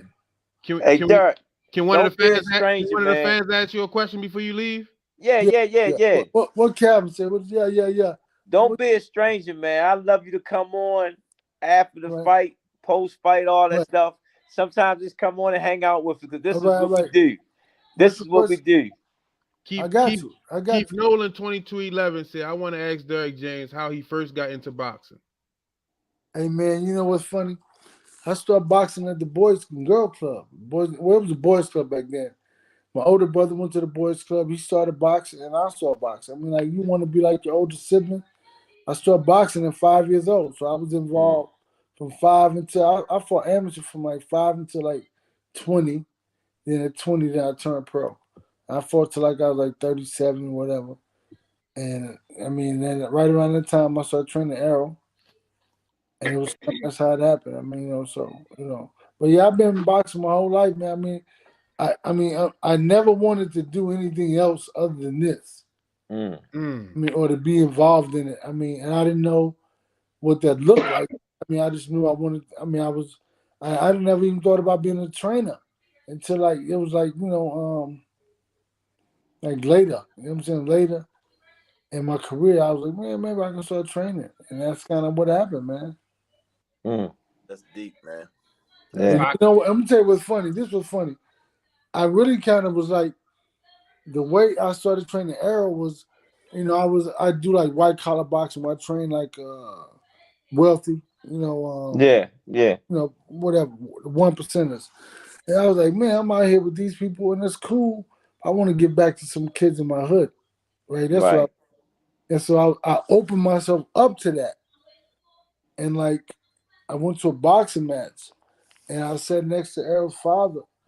And normally I'm on the floor, but this time I sat in the stands. And I was watching. I said, man, look, he keep doing the same thing over and over again. And I knew who he was because I had sparred him one time. When I was sparring, like I would just work on my defense. I'd go just like work on my defense. No matter if it's big guys, young guys, small guys, I have them throw punches at me, and I just work on my defense. And I sparred with Errol before, so I knew who he was. And I said, man, look at him. He keep doing the same thing over and over again. He kept doing double jab left, double jab left, double jab left. That was it. And I was like, man, damn. And his dad was like, can you help him? I was like, yeah. I mean, so it was like, but before that, I'd already kind of opened up myself to say, I'll go and just work with some other kids from other sides of town or whatever. But I mean, it was just like me wanting to give back, basically, what got me to here. It's like what Calvin is doing and what y'all are doing, Coach Kenny, is giving back. And that's what got y'all to where y'all are. So it's like we doing the same thing. Same thing. But it was like you all giving back. And like I always tell people, I know who I owe. So when you know who you owe, you can never act better than the people you owe. Like say somebody you give somebody $1,000. Now next time you see him, he got new clothes on, new this on. Man, he too fly for you, right? And no man, I know who I owe. You don't never see me act better than nobody else. Because I know I owe the kids. I owe them. Because if it wasn't for somebody doing this for me, I wouldn't be here. Because we know we all grew up in the era where it was not like this today ain't nothing like what we was growing up in. Yeah. It was like we was in some people just killing, like these are happenstance killing, but back then people was killing for real, like we're gonna go get them. Yeah. I mean, now it's like, they just doing it to be popular, famous, to get a name and reputation. Like what kind of shit is that? Yeah. Crazy. That's crazy. Damn, Derrick. Man, bless us, bro. Don't be no stranger, man. Man, no doubt, man. But yeah, y'all go ahead, man. I took y'all show. But go I ahead. made my night No, hey, that's why I called you, man. Look, I've been wanting to do this. I'll be down there when we get the fight off the way, right? It's a young fight. I'm gonna bring down there to work and whatnot here. Yeah. Hey, Mr. Down D, thanks, man. Yeah. No doubt. Thanks for good to meet you guys. Thanks for gracing the podcast, man. No doubt, man. Hey, you helped Coach Kenny out a lot, man, because you made up for the fuck up he had earlier. Yeah, Kenny boy, the guest on yo was like, goodness grace. Yo, hey, you saved the day. I thought they was gonna cancel our podcast. You came back. Don't ride him like that. Don't ride him like that. But yeah, thank y'all, man. I'm gonna go ahead and get to bed, man. All right, but hey, do your thing, man. You up next. Good luck. No doubt. Thank you. Yeah, good luck on y'all fight Saturday. All right, man. Thank you. Yep. Good luck, man. Yep. Woo! Did y'all deserve that? Yo, y'all love that one? Yeah, man. That's crazy how your boys turn their back on you. Hey, hold on, let me say something. Let me see you get to talking now. As soon as James get off, he's funny. Wait a minute. I couldn't talk. Calvin put a gag. He muted me. So I shut up. I'm gonna tell you why. I'm gonna tell you why I did it. I'm gonna tell you why I did it, brother. Let me tell you why it wasn't making no sense, right? You get to sound like you start sounding like the guy we had on early. So I just was like, I guess you my man. I gotta save you. Hey, Calvin. Yes, sir. What wasn't making sense? You wasn't squeezed at that moment, yo. Hey, Coach Jones, what he say? I'll be quiet, but when he leave, I'll be talking again. No, because Senior the same one that said he would take Boots. Oh, you think you throwing niggas under the bus? You the same nigga that said Boots would beat Earl. You the same nigga that sit beside me every day and said Boots. But let me get back to Calvin. I don't understand what you're saying because it's just like he a father to him. Of course, he said all the things he's supposed to say. Yeah, but no. So squeeze. I was talking.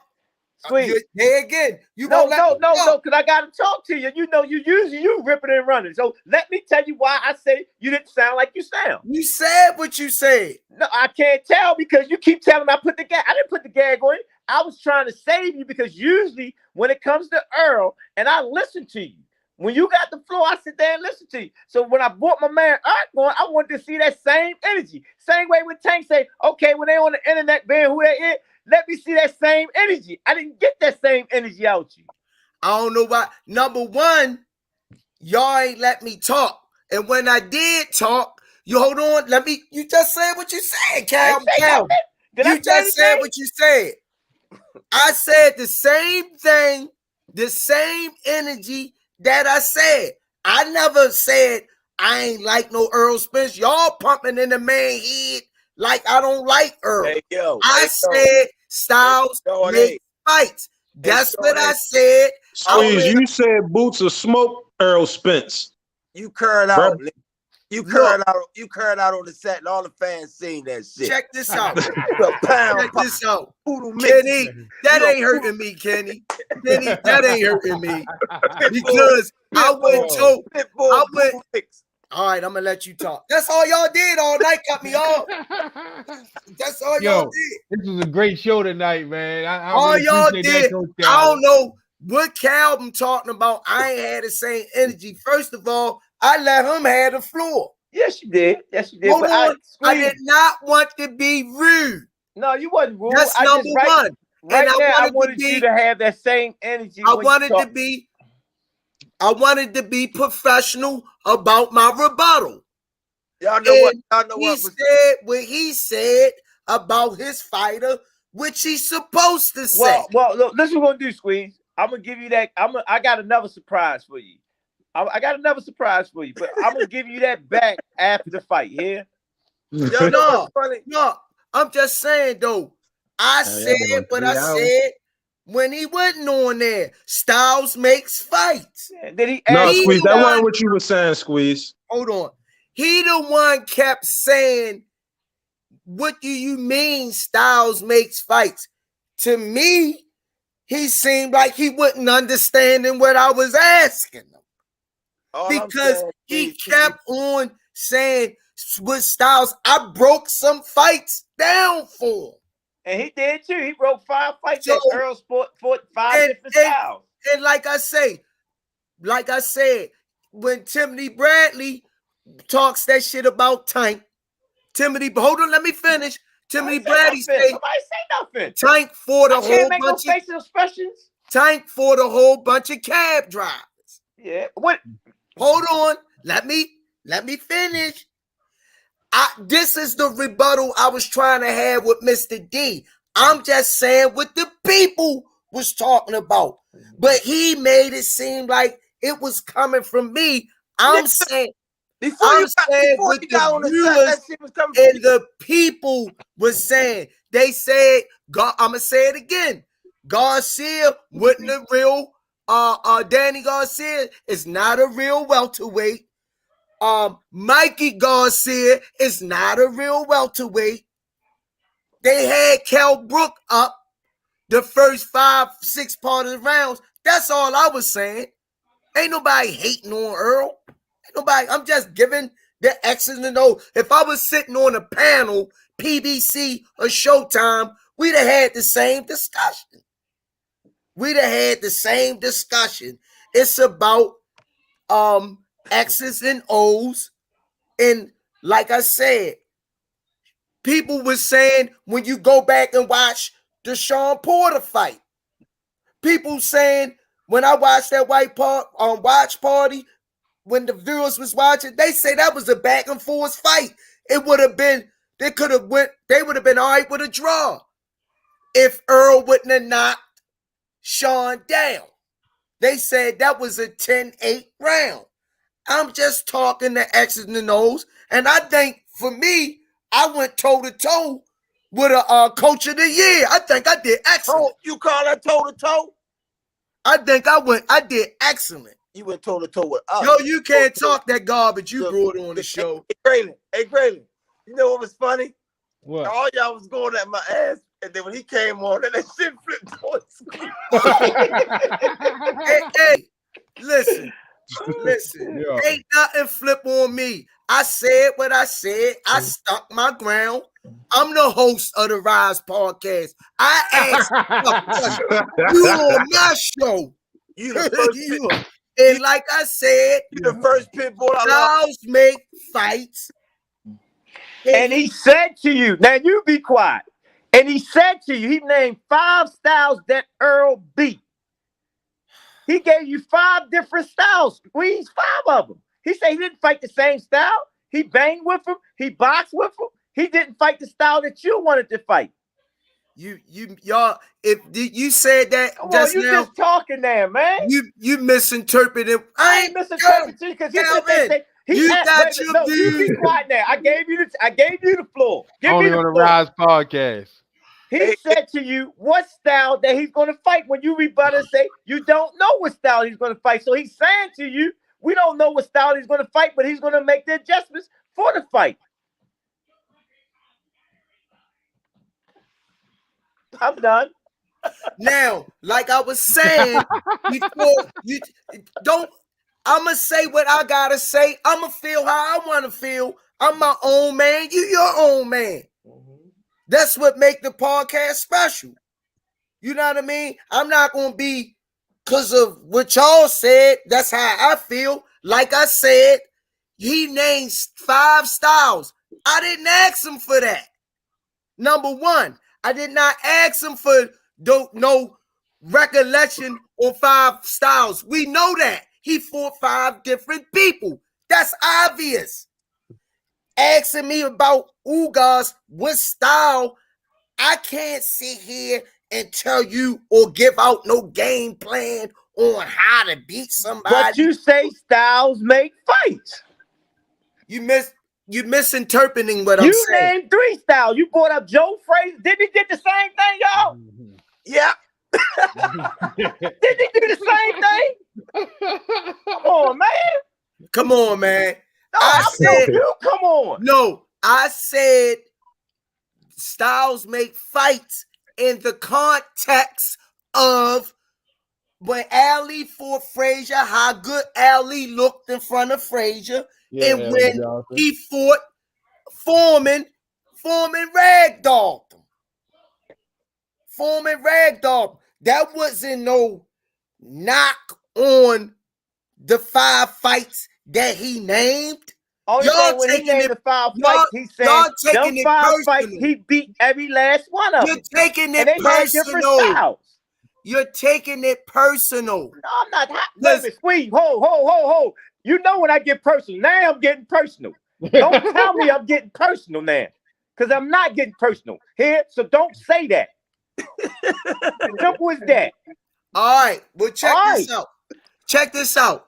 Look, like I said, man, y'all act like y'all was in y'all feelings. That's all. No, Squeeze. I said I like That's your all. energy. Wait a minute. Every time when it comes to Earl Spencer talking about something, I call him Squeeze because I like your energy. So what I did was let me call my man because I want the same energy from you.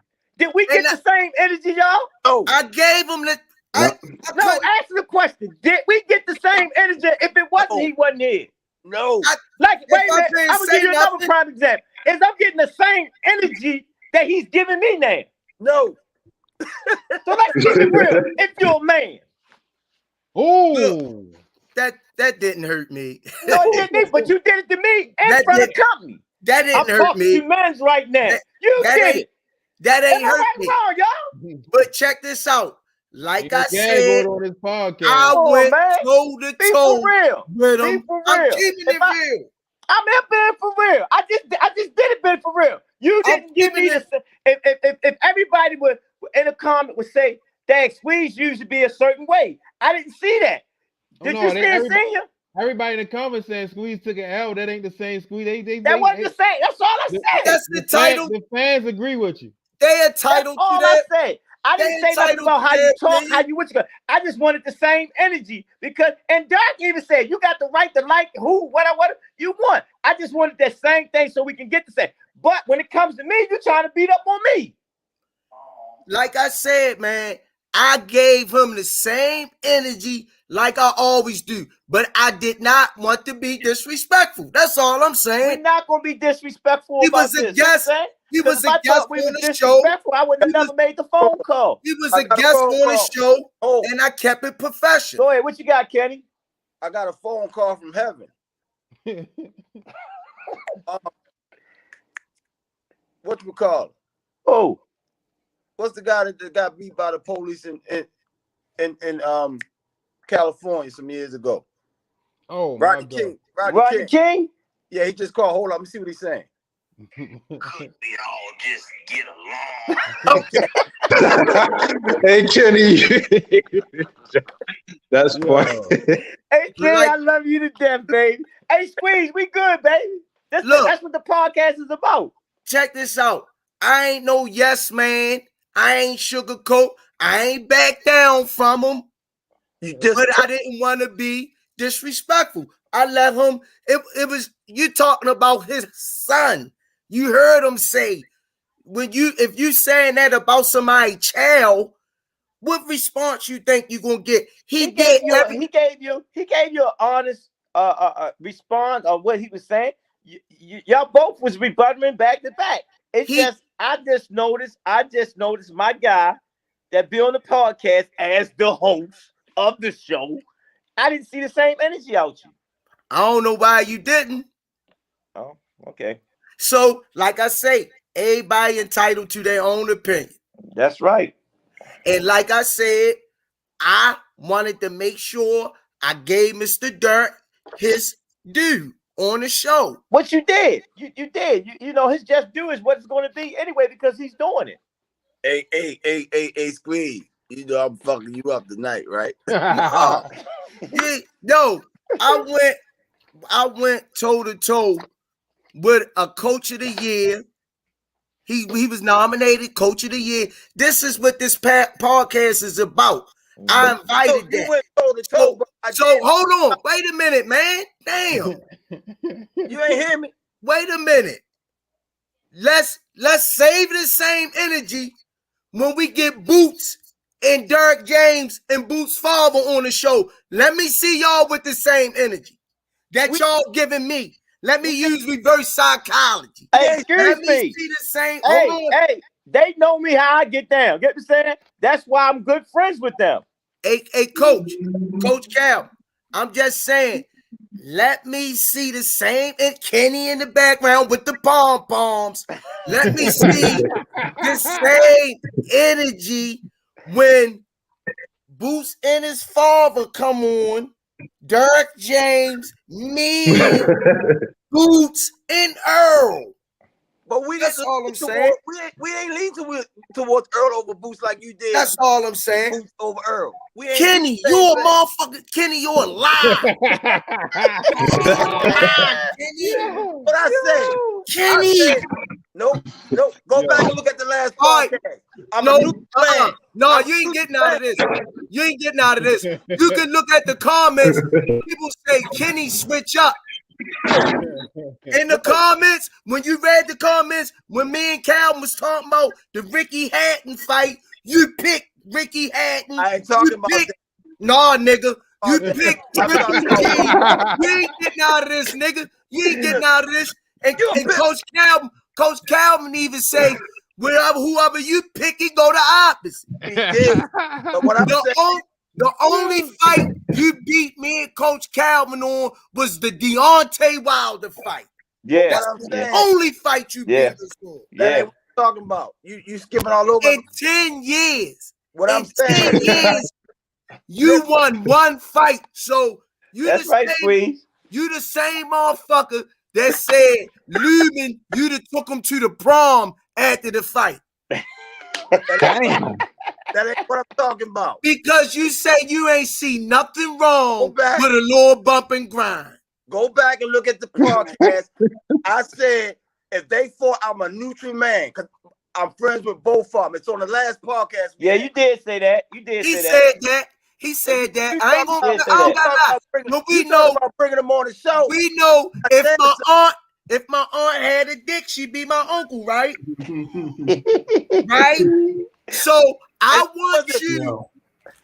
want you to save that energy when Boots' father, Earl Spitz's father, aka Derrick James, on the show. I want to see that energy that you. Well, make sure y'all call me because I'm gonna tell him like, listen, your son ain't ready for EJ.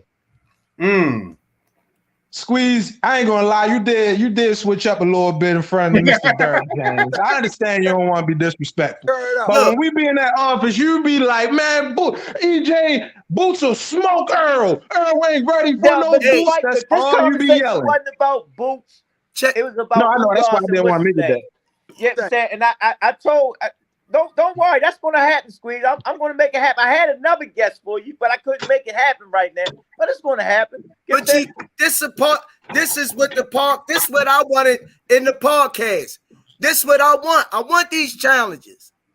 I'm gonna give it to you. Hey, I want these challenges. Y'all asked me to do certain things, and it's happened. See, I'm a man of my word. Look, I did I back down? No, you didn't. I just know Squeeze. How long you been with me, Squeeze? About a good 12. Yeah, listen, Squeeze. 12 years. I understand you didn't want to be disrespectful, but I wanted to see that same energy. I always tell you about your energy, don't I? Correct. Don't I? I just didn't see the Squeeze. Now, I think when Boots be on the show, it's going to be a different Squeeze. I really think so. Hey, Coach Cal, let me say this. Now, let me say this, Coach Cal. Suppose I'd have been like that. We're gonna draw the scenario up. Who's Ellis will whip your son, your boy ass, hands down. I don't want to hear it. Get off. The conversation wasn't about Boots. That's why I ain't tripping about that. I know the energy I'm going to get from Boots. So I gotta switch my approach up. No, I get that. I get that. But I'm looking at the energy when we were talking about Ugas and Spence. Can I say this? Can I say this, Coach Cam? I'm listening. When you over your aunt's house, how you act, or when you home, how you act. You don't act the same in those two different environments. I don't go to my aunt's house and I act like I want in my own house. It's a scenario I'm drawing up. No, but you asked me a question. I'm asking. I understand. It's the same way with any of my aunts. They're gonna tell you I was bad as shit all the time. Just the scenario I drew up. I get what you're saying, but you asking me a question. I go to my aunt's house. I'm in my house. Now, if you just say something about my mom, I'd have been like, nah, when mom came, she's gonna pick up that shoe, hit me in my head.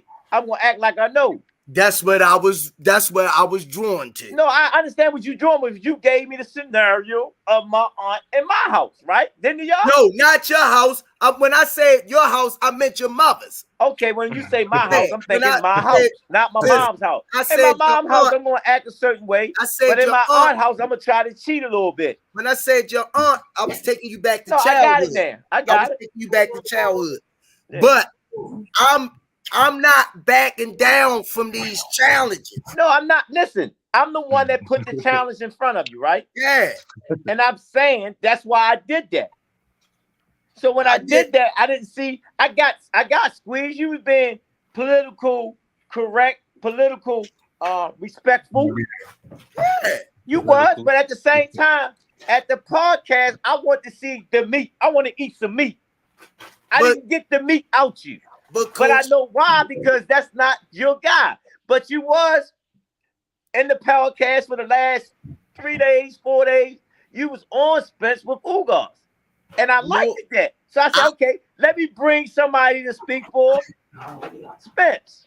What I was saying, I wasn't on no Earl Spence. All I was saying was y'all overlooking, y'all mixing my words up. That's all. You said that. You said that. Let me explain myself. I was saying that y'all overlooking Ugas. That's all. That wasn't no pun intended towards no Earl. I'm not saying it was, Squeeze. I liked your energy. You was letting us know, like, y'all better stop sleeping on Ugas. Ugas can come in there and do A, B, C, D, F, G. It's the boxing game. Then I said when Tyson I did that by calling James on, Derrick on, so I can get that. Y'all can go back and forth. So what Mr. D supposed to have said? No, he did with his job for his fighter. Exactly. Exactly. Just like I don't agree with nothing when Timothy Bradley said that about Tank. I was heated. I was heated too, but you know what I would have went? I would have went and got Box Rec, and read his shit off. And then said, who did you fight? Yeah, but when he said it, no, but you understand what I'm saying, y'all? I went into defense his life mode. changed when he went overseas and won the belt. That's when his life changed. I went into defense mode, feeling wise and everything. When I heard Timothy Bradley said that, I would have liked to got on and went back with him on PBC myself. Right. Because he beat the top dog to win the belt before he was really big in the fight game. He wasn't big when he was a fighter as a pro. When he won the belt, that's what got him on. That's what I'm saying. That one situation. But if you go back and read his resume from that situation, he was nobody. No, I ain't talking about him. I'm talking about Tank. I'm talking about Timothy Bradley. So when he say what he say, that's my defense for my kid. Yeah. But who the hell he fought? That's how I would have got him. I'd have said, hold on, let me pull up box rec. Who is such and such? I'd have read the record off. What was your record? You get what I'm saying? You was nobody until you fought such and such for the belt. So my point is, where I'm going at with this is that I'm just saying that I'm just being fair in my rebuttal. When I'm speaking on the people. It ain't coming from me. Can I say something? And listen to me real good. And this is what I get mad about. Nobody ain't never been in a ring. Nobody ain't never trained a fighter and taken to A, B, C, D. You get what I'm saying? You get what I'm saying? But they got a lot of criticism on the fighters. And don't even have a clue what the fighters going at. Andre Ward said the same thing about Big Head. You get what I'm saying? He do too much.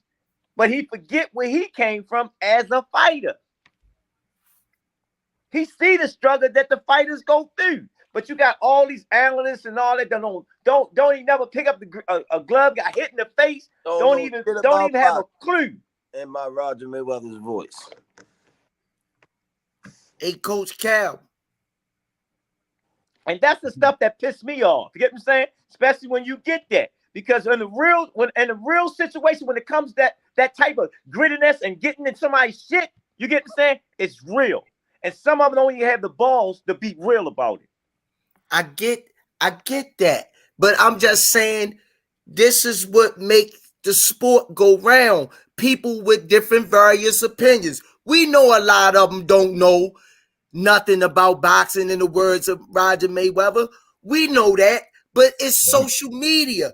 We have trolls on here was talking shit about you and Kenny the other night, saying but that's what makes Floyd tells me just like that. I tell you the truth, I like the haters, because guess what? They give me more energy to make them keep more hating me. You get what I'm saying? It ain't the people that love me, because guess what? That's my safe place. But the ones that hate me, I want to hear from them. Know why? Because I'm going to keep shitting on them. But like I was saying, the trolls that was on here, when I looked at the comments, I didn't like them. And guess what? When I seen them, it bothered me. Right. But I'm learning I got to be a certain way in front media. I ain't going to be beefing with nobody all night. You seen me went off one night. You did a good job. It was a great show. When they try to disrespect you, yeah, and I went off. Let this place up, Squeeze. When a person disrespect me, I've been through too much. Like I guarantee you, nobody can't come in my face and say these things. That's when it's disrespectful. The same thing happened on the press conference. That's not disrespectful. I know disrespectful. I did 10 years in the feds. You get what I'm saying? 10 years in the feds, and I don't play that. Because the way how I look at it, when you disrespect me, you're going to see the wrath. And it's simple as that. Yeah, but like I was saying, man, That's a side of this social media thing. That's why, listen, that's why I don't feed into the social media. You know what I mean? That's why it's called social media. Yeah. So, you know, when we see that stuff, we don't buy into it. That's why you don't look. That's why you don't feed into it. People got the right to say what they want to say and how they want to say it. You get what I'm saying? Long, I learned this. Long it doesn't offend me, like hurt something that's going to hurt me real bad. You know what I'm saying? Sometimes you got to look past that. You know what you made of. You know what you been. That's just like if I keep calling, you're a bitch, you're a bitch, you're a bitch, you're a bitch, you're a bitch. You know what I'm saying? These are two things you're going to do. You either want to react on it and I hit a nerve. That means you is a bitch because I hit a nerve. You get what I'm saying? But if I know I'm not a bitch, I'm not paying attention to that. But if you step across a certain line, you're wrong. Yeah, but like I was saying, man, that was a good debate. I ain't back down. It was. Squeeze. I'm saying it was. I ain't back down. Right now, you didn't back down. You kept going. Derrick gave his. You gave your analysis. He gave his. You gave about the three styles. The Ali style. The George. Not the George from. What's his name?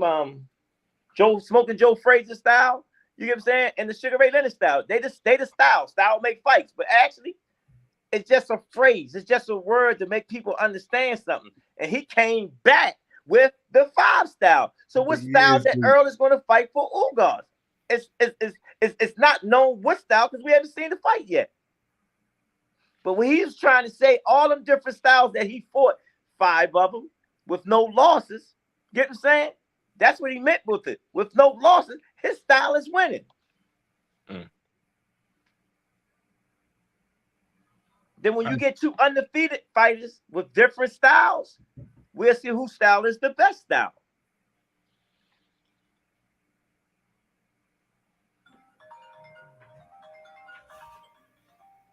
Squeeze, go ahead, y'all. He froze. He gone. I ain't gonna lie, I can't wait to rewind this goddamn podcast and watch it from the start. We had a ball on here tonight, bro. No, it was a good show. It was a definitely good show. No, it definitely was a good show. Good show. Like that, Kenny? 3.5 hours long on some crazy shit. His computer, you like that one? Man, I love. Man, listen, that's what this show all about. Yeah, you got to understand what I do, man. It's for the love of what we do. You get what I'm saying? No gag order. Goddamn. You know, I just had to have Coach George here for that part of it because they can win. Josh, you understand what I was saying, right? No, I understand. You can still, you don't gotta be disrespectful, but you can still be Stephen A. Smith. Right. Like, and, you can still be. I know Derrick very well, man. He's always the same. You know what I'm saying? He don't worry about it. He really don't care about that. He just care about his performance with his guy. And that's what it's really all about. Man, I get shot at all the time with the social media. You think I care about that shit? Because at the end of the day, they don't live with me. I ain't sleeping with none of them. You get what I'm saying? They ain't my kids. They not in my circle. You get what I'm saying? Yo, I ain't gonna. We gave them a hell of a show tonight, man. From Kirk to Derrick James. That's a hell of a. I mean, we went from 0 to 100 real quick. That shit was crazy and funny. For Squeeze, that was for Squeeze. I had another move, but I couldn't make that happen for him. Where the hell Squeeze go at, man? His computer died. Oh, man. He said he's gonna try. Excuse me, get the charger. Yeah, but I got another gift for him. You know what I'm saying? The other guy, he left out. No, I'm gonna get that back. We cool with that. I got another gift for him. You know what I'm saying? Hey, Kenny, I told you I'm going to go hard in a minute, man. You know, that's what this all about. Shit, he flexed, but hey, you see how he flexed on me though, right? Please flex on me. Yo, hey, I love this show tonight. You know what I mean? He flexed on me. I wanted him to do the same thing. You know what I'm saying? Like, okay, we're gonna see what Earl do. You get the same? Hold on, he's saying. Yeah. Everybody was against me tonight. Amir Lincoln said Squeeze walked off. He said, fuck this podcast. Yo, you know what I like though? Like the fans was with us the whole while. You know what I mean? Yeah, because they enjoy it. Right there with us. They enjoy it, man. We off the air now? No, we still going. We still going, Kenny. Oh shit. Yeah, they seen you sleep. They was cracking on you. Damn. Yeah, I don't pay attention to that, man. Social media gonna shoot at you all day long. You gotta know your own skin. You know what I'm saying? Right. And I know I'm doing right by my Lord. That's all I care about. You gotta have tough skin when you get to being in the social light. Huh? Yeah, I say you gotta have tough skin when you get to being in the social light. Yeah. Because of course they're gonna bring you when you put yourself out on the social media, that's how people look at you. They think they know you. You know what I'm saying? That's why I was asking them questions I've been asking, because all in social media, all they're gonna do is portray you the wrong way. But, you know what I mean? I want to ask the right questions so people can get that other understanding. Nah, this shit was crazy. Yo, I'm gonna send it to you tomorrow. What's up? Can't stop. Uncle E said, "Man, I gotta be up at 4 a.m." Yeah, well, I might be off tomorrow, bro. Hey, we gonna stay on. I gotta get up in the morning because I got a gift for y'all tomorrow. Make sure y'all watching our live tomorrow because we're going to do some interviewing tomorrow.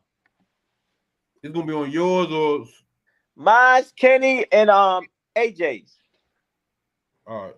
So if you're a fan of AJ or with AJ have it up, you know Kenny gonna have his up and I'm gonna have mine up.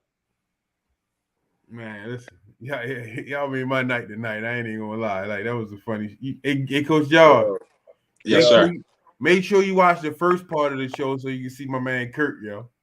Oh, I'm definitely I'm gonna watch the whole thing. Hey, y'all George, made my night. I got to talk to the top coaches in the game all at once. Hey, Josh, I'm gonna admit that Kurt was my guest, all right?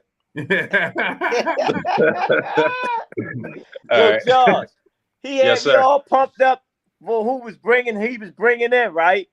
Yeah. Man, Kenny brought a smoker in. Hey, Coach Joe, I say Tank. He said he's supposed to be Tank #1 fan, right? I couldn't read his mind. I say if you could ask Tank one question, what would it be? 35 minutes, and I still don't know what that one question would be. Yo, all this sit here the whole time and listen to him. Yo, all of it. Yo, it's like he talked about every box of butt Tank. Yeah, it was more like that was good. More like an hour past 35 minutes. Hey, that was good, though. I really enjoyed, man. Squeeze. I did that. Man, it's just so many moves. Amir Liggins says Squeeze was his normal self in the moment.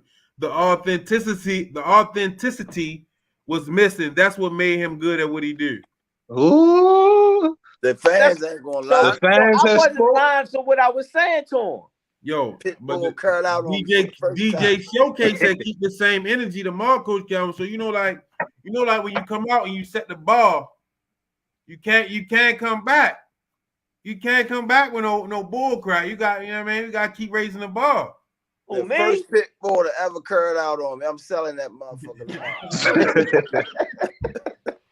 Gotta keep that same energy, Coach. Hey, I'm doing this for the fan, man, because they want some realness. They want real shit. You know what I'm saying? Mm-hmm.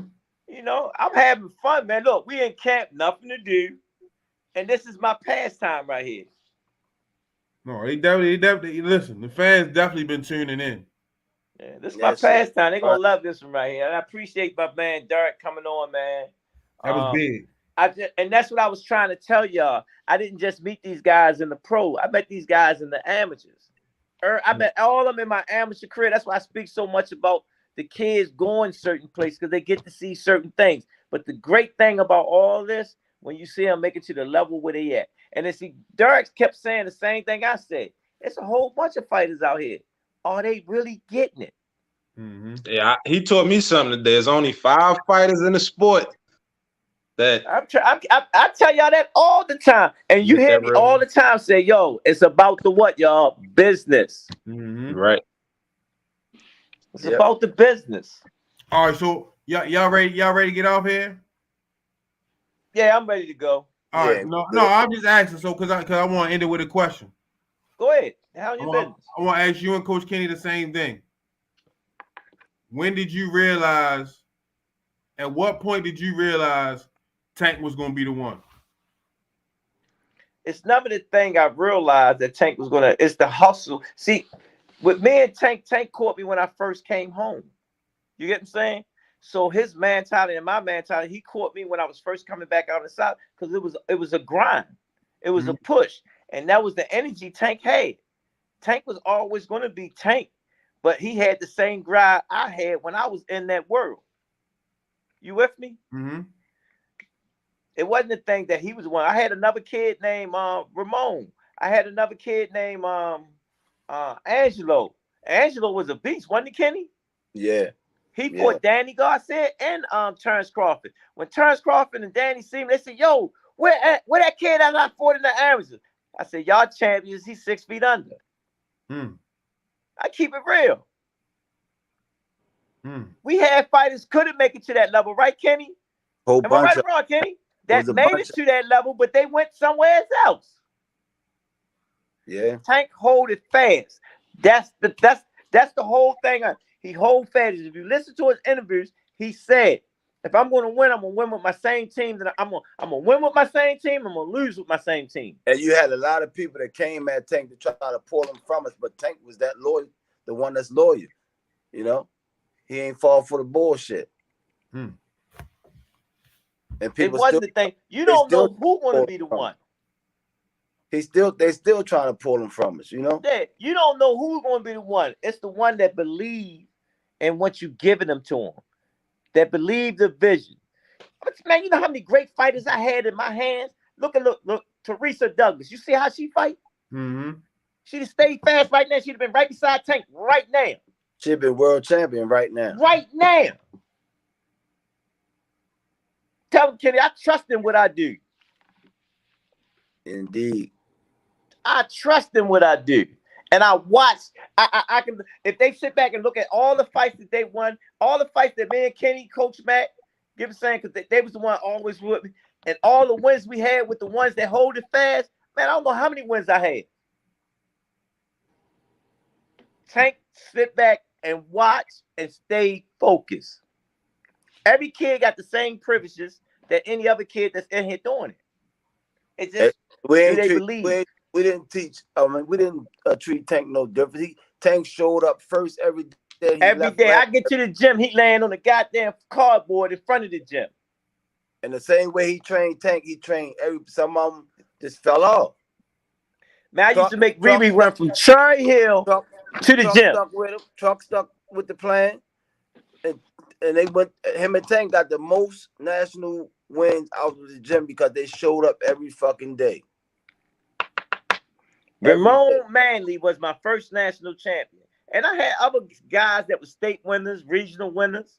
Other national champions.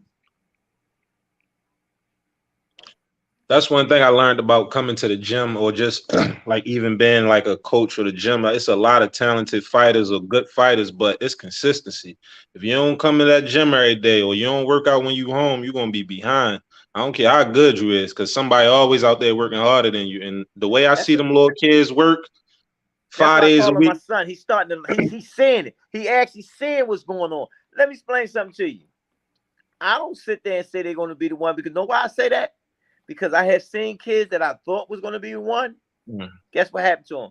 Life situations take you on another path. That's real tough.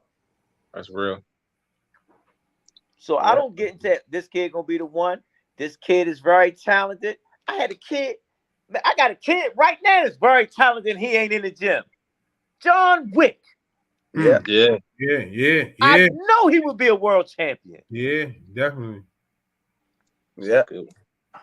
I had another kid named Black Knight, was knocking niggas out with headgears on. Am I right or wrong, Kenny? Man, he was knocking them out in the first round cold. Boom, boom. Sleep. Damn. So all that, I don't get into that. It's just that kid that believed in the system. When Tank came to me and said, "Coach, I seen myself walking down the ring with belts on," I said, "I got him." He see the vision. Yeah, that's real. He see the vision. And he can tell you that story. I think he was about 11 years old. When he won his first national, hair was like this. Remember, Kenny? Yeah.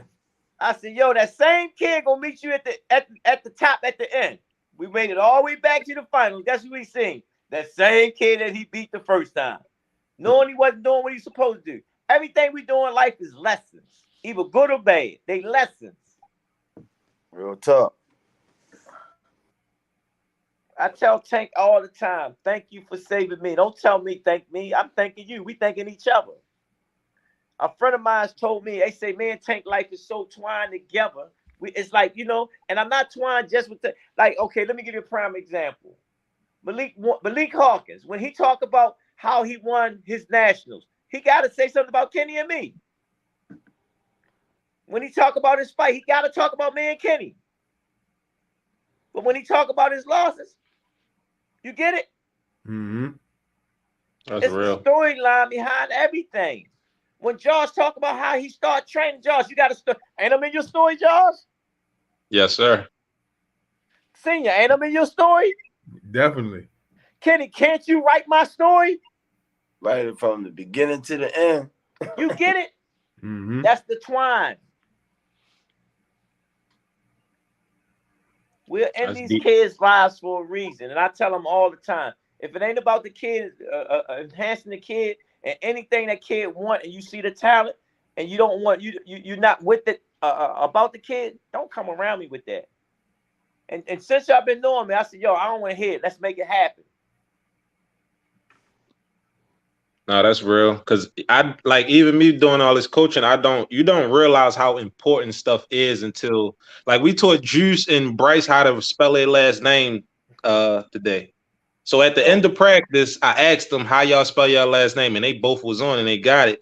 And it made me feel like so proud, like damn, they really just that's like I'm really teaching them life stuff. That's why I call him my son, because he getting that real essence. They're gonna remember that for the rest of their life. Real essence. No, it go deeper than boxing. Like even like with Senior letting me have the access to his son and let me treat Junior just like he mine. So when Junior act up, I could hit him.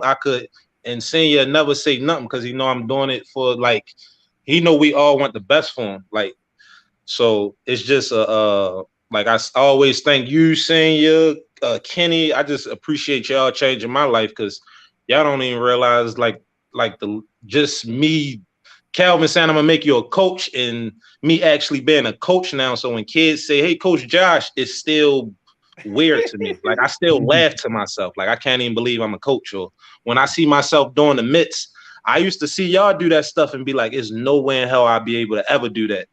So when I see I'm doing it now, it'd be like you say, Calvin, the kids teaching me just as much as I'm teaching them, and they don't even know it. Yeah. That's our style of fighting. Because we are fighting to live. Yeah. Deep. That's deep right there. And they ask me why I cry so much. You can't help from crying. Come on, Calvin, don't cry. You're gonna have me emotional. Can't help it, yo. You just can't help it.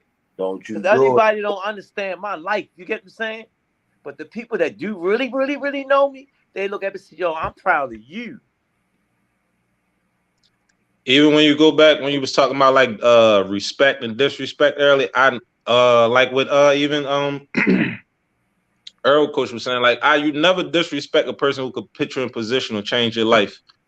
And me coming down that gym all them years of just coming down there, sitting with Calvin, or even like I stopped coming forever. It just stopped coming. And then the gym closed with the pandemic. And Calvin put on Instagram, like, hey, come back to the gym. I need y'all to help me clean up. It was me and one other person showed up. With me every day. I just kept coming every day because I'm like, shit, I don't got nowhere else. I like this the place I want to be around good people. And the gym was closed. So me going there, I didn't expect to be no coach. So when me doing all this now, this shit is like a blessing in disguise. Hey, and I just, what I'm saying, it ain't my work. I keep telling you. You know, I don't never say it's my work. It's just a thought, and the thought comes from my Lord, and I run with it.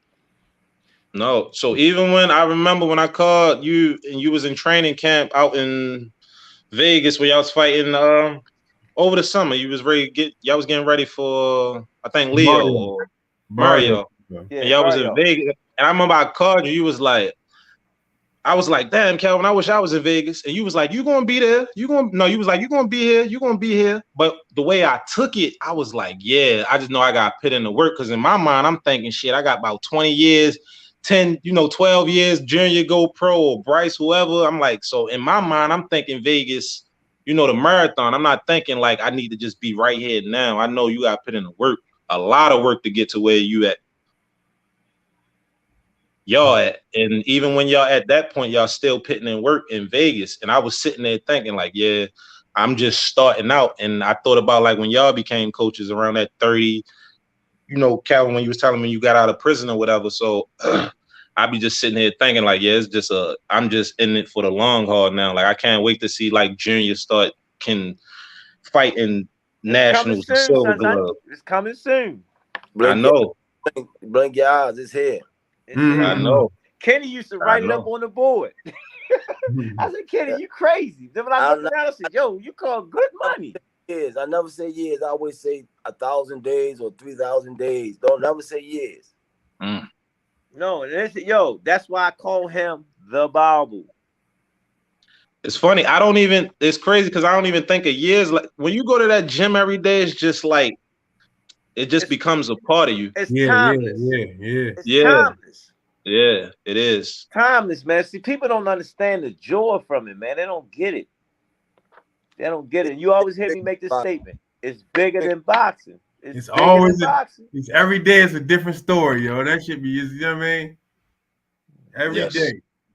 It's bigger than. But man, I ain't gonna lie, man. I love all of y'all, man. And it just keep driving. That's why I said everybody don't understand my drive. My drive is to be just like Mr. Mac Lewis and Manuel Stewart. That's what my drive is. You get what I'm saying? But the thing is, I see that, man, we need coaches, man. We need to set. We don't get the recognitions like basketball coaches, college coaches, high school coaches. We don't get that. And we put on a whole many different hats.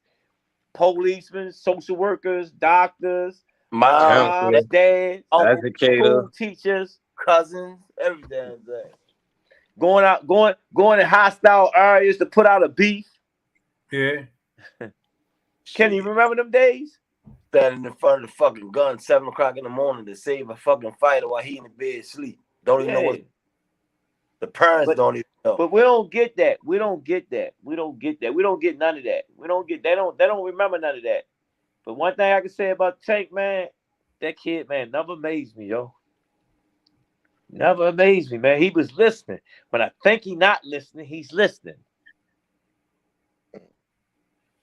Yeah. Everybody used to always say, it ain't nothing about Tank and Chuck, because they stuck beside me when my worstest pain. And you know what, man? I had a nervous breakdown. You know who saved me from that? Fun. They showed up, man. Fun said, Coach, I got you. They showed up, man. Deep. So I don't let nobody question me. I don't let nobody, because I know what I made of. I know what I've been through. I know what my Lord saved me from. I tell everybody, my first girlfriend is what, Kenny? Boxing. I tell all the women, I will leave in a heartbeat if it started affecting boxing. That's real. Because if you'll give up on boxing, you'll definitely give up on her. That's how I think. Not true, but how I am with it. I'm the same way. Like this boxing it gotta come first. It's not saying it has to come first, but got other people. It's like when people say they believe in God, do you truly believe? You asking me? No, I'm just saying that's the question, because we never see God. We really don't know. You know what I'm saying? But do you truly believe? I believe. You have to truly believe in what you believe in. That's real. It's real, man. It's not about the fight with me. And Derrick just said it, man. He said he used boxing to change lives with it. And right now, that's all I you got to remember. I was a kid just like all these kids. I didn't even never get to know my father. He died when I was 5 years old. Mm-hmm. So I understand what some of them are going through. I understand how the streets is. I attribute it to the streets.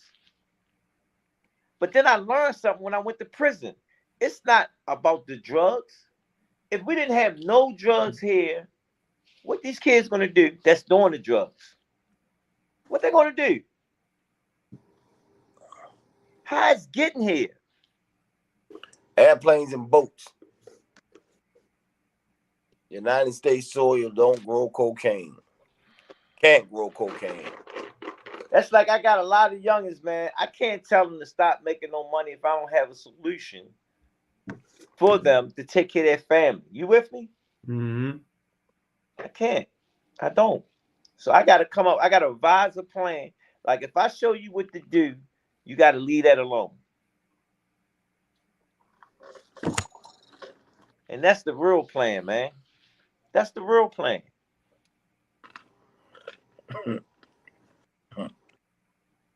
No, that's real. I'm still laughing at Squeeze, man. He's terrible. Oh shit! Hey, McKinney, that was a good. Hey, yo, the show was beautiful, man. Show was beautiful. Oh, he must be mad at y'all for real. He ain't never get back on. He said, "Fuck that computer."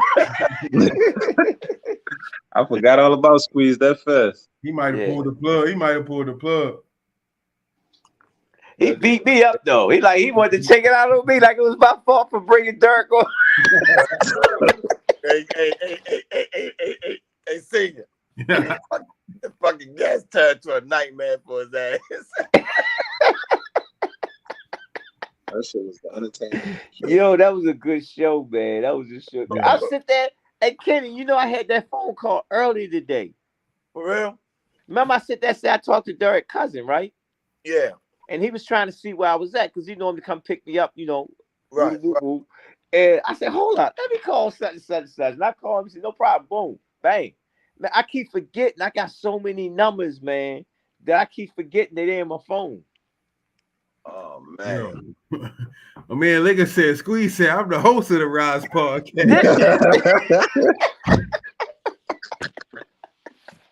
Yo, he was leaning, wasn't he, yo? I was going to say, can't talk to the boss like that. No, he gonna tell me, these two men talking right here. I got quiet, okay, all right. I wanted that same energy when he was talking to Derrick, but he beat me up. That's why I had to call Coach Josh because he be in on that battle right there. Derrick James came on, he started rolling his thumbs and shit. Hey, that really got him, didn't say Yo. That was a good show. That was a good show. I'm fucking with you, Squeeze, when you see the rest of it. Don't get mad at me. No, that's our boy, man. We can't do it without Squeeze, though. I ain't gonna lie. It's all love. Everybody gonna have their day. You said we was getting on you first. Hey, they tore me up today. As soon as Derrick James came on, that shit flipped. Yo, Coach Kenny was in the back, like, yeah, he was doing his fist pump in the air. Yeah, hey, Kenny. I was like, get his ass. Hey, Kenny was in the car today, like, yo, I got a real special guest. I met him, yo. And I'm like, okay, all right, Kenny. So I'm thinking he's gonna do the same moves I was doing, right? On the special guest. Like I'm all excited. He come on. And look, he looked like Buddha praise. Look, he hit my like, hey, you know the Buddha dog? The Buddha dog? That he said the Chinese dog Buddha. Yeah. That's what, but he had the shirt hanging around his neck. He looked like Buddha praise. Yo, he said, I'm Tank's biggest fan. I said, all right, I'm gonna tell my team. I said, y'all got special guests. Because Tank our boy, he's Tank's biggest fan. Yeah. I couldn't read his mind when he came on the set. I was like, damn. Yo, hey, Coach Joe, he talked about everything but Kenny, where you meet him at? Like you personally know him? They cousins. He used to do pool with my cousin, right? And my cousin told him I was training fighters and he wanted me to train his son. This was some months ago. He hit me on the inbox. Okay. He recently talking about Tank. And I said, I'm gonna bring you in on the show. That's how that happened. I wasn't even thinking to whip out my camera, man. You should have seen how excited the damn fire department was in that damn gym. They was in there for a minute, and they watched Brooklyn spar the other little dude that came from another gym. Brooklyn did good too. Yeah, they was real excited. Asked about Tank. They knew about the fight in May. I showed them the whole gym, the exercise room, or whatever, and they sat in the big gym and watched the fight. Man, they was so excited, smiling the whole time. Yeah, that's good. Yeah. Well, that was definitely good. Blessing, man. Yeah. Well, Hey, I enjoyed y'all tonight, man. That was a great show, y'all. We did a 4-hour podcast. That's crazy. Hey, Coach Kenny, can we get dinner out that couple dollars you made? Yeah, somebody paid them off, huh? Yeah, he had to get paid off. Yeah, he had to get paid for that, yo. They slide him some money, like, yo, I gotta get on y'all podcast, man. Here, a couple dollars. I got another guest coming on. When y'all want hell no, we screening your guesses, yo. I gotta make up for that, yo. We want that off the subject. That's all. Oh, this hey, Coach Josh. Yes, sir. He took over the show for 35 minutes straight. An hour. You're man. Hey, he had all us was waiting. He had all us waiting, yo. Like, what are you gonna say? What are you gonna say? Hey, Sin, you still got viewers watching right now?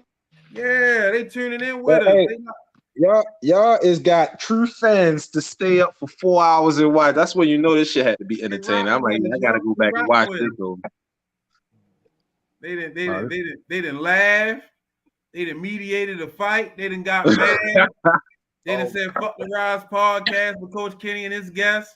You know what I mean? Then they seen Derrick James. They turned right back in. It was like, oh, okay, they made up for it. That's what we do at the Rize. This unstrip it, man. That's what. Remember I said when we first started. I said this podcast is made, man, so we can tell what's on our mind. Sometimes nobody can't. The analysts and nobody can't tell us how we feel about certain things. You get it? Right. And we can stop the rumors that they might hear about a fighter on social media. Yeah. You know, we can speak on it. Wow. Yeah. That was a brutal. Hey, but hey, y'all, I gotta date tomorrow and I gotta get up for it. Kenny, we got somewhere to be tomorrow and I don't want to be late for this. Oh, no, I gotta go. Closing arguments. Hey, tell Squeeze, keep it real. Earl gonna knock Ugas out. That's my closing argument. Okay. What you got, Kenny? Hey, Squeeze, we love you, man. You still a Pitbull Poodle mix, though. Stay up, Squeeze. Don't die. All right, see y'all, fellas. All right. See y'all tomorrow. Peace, y'all.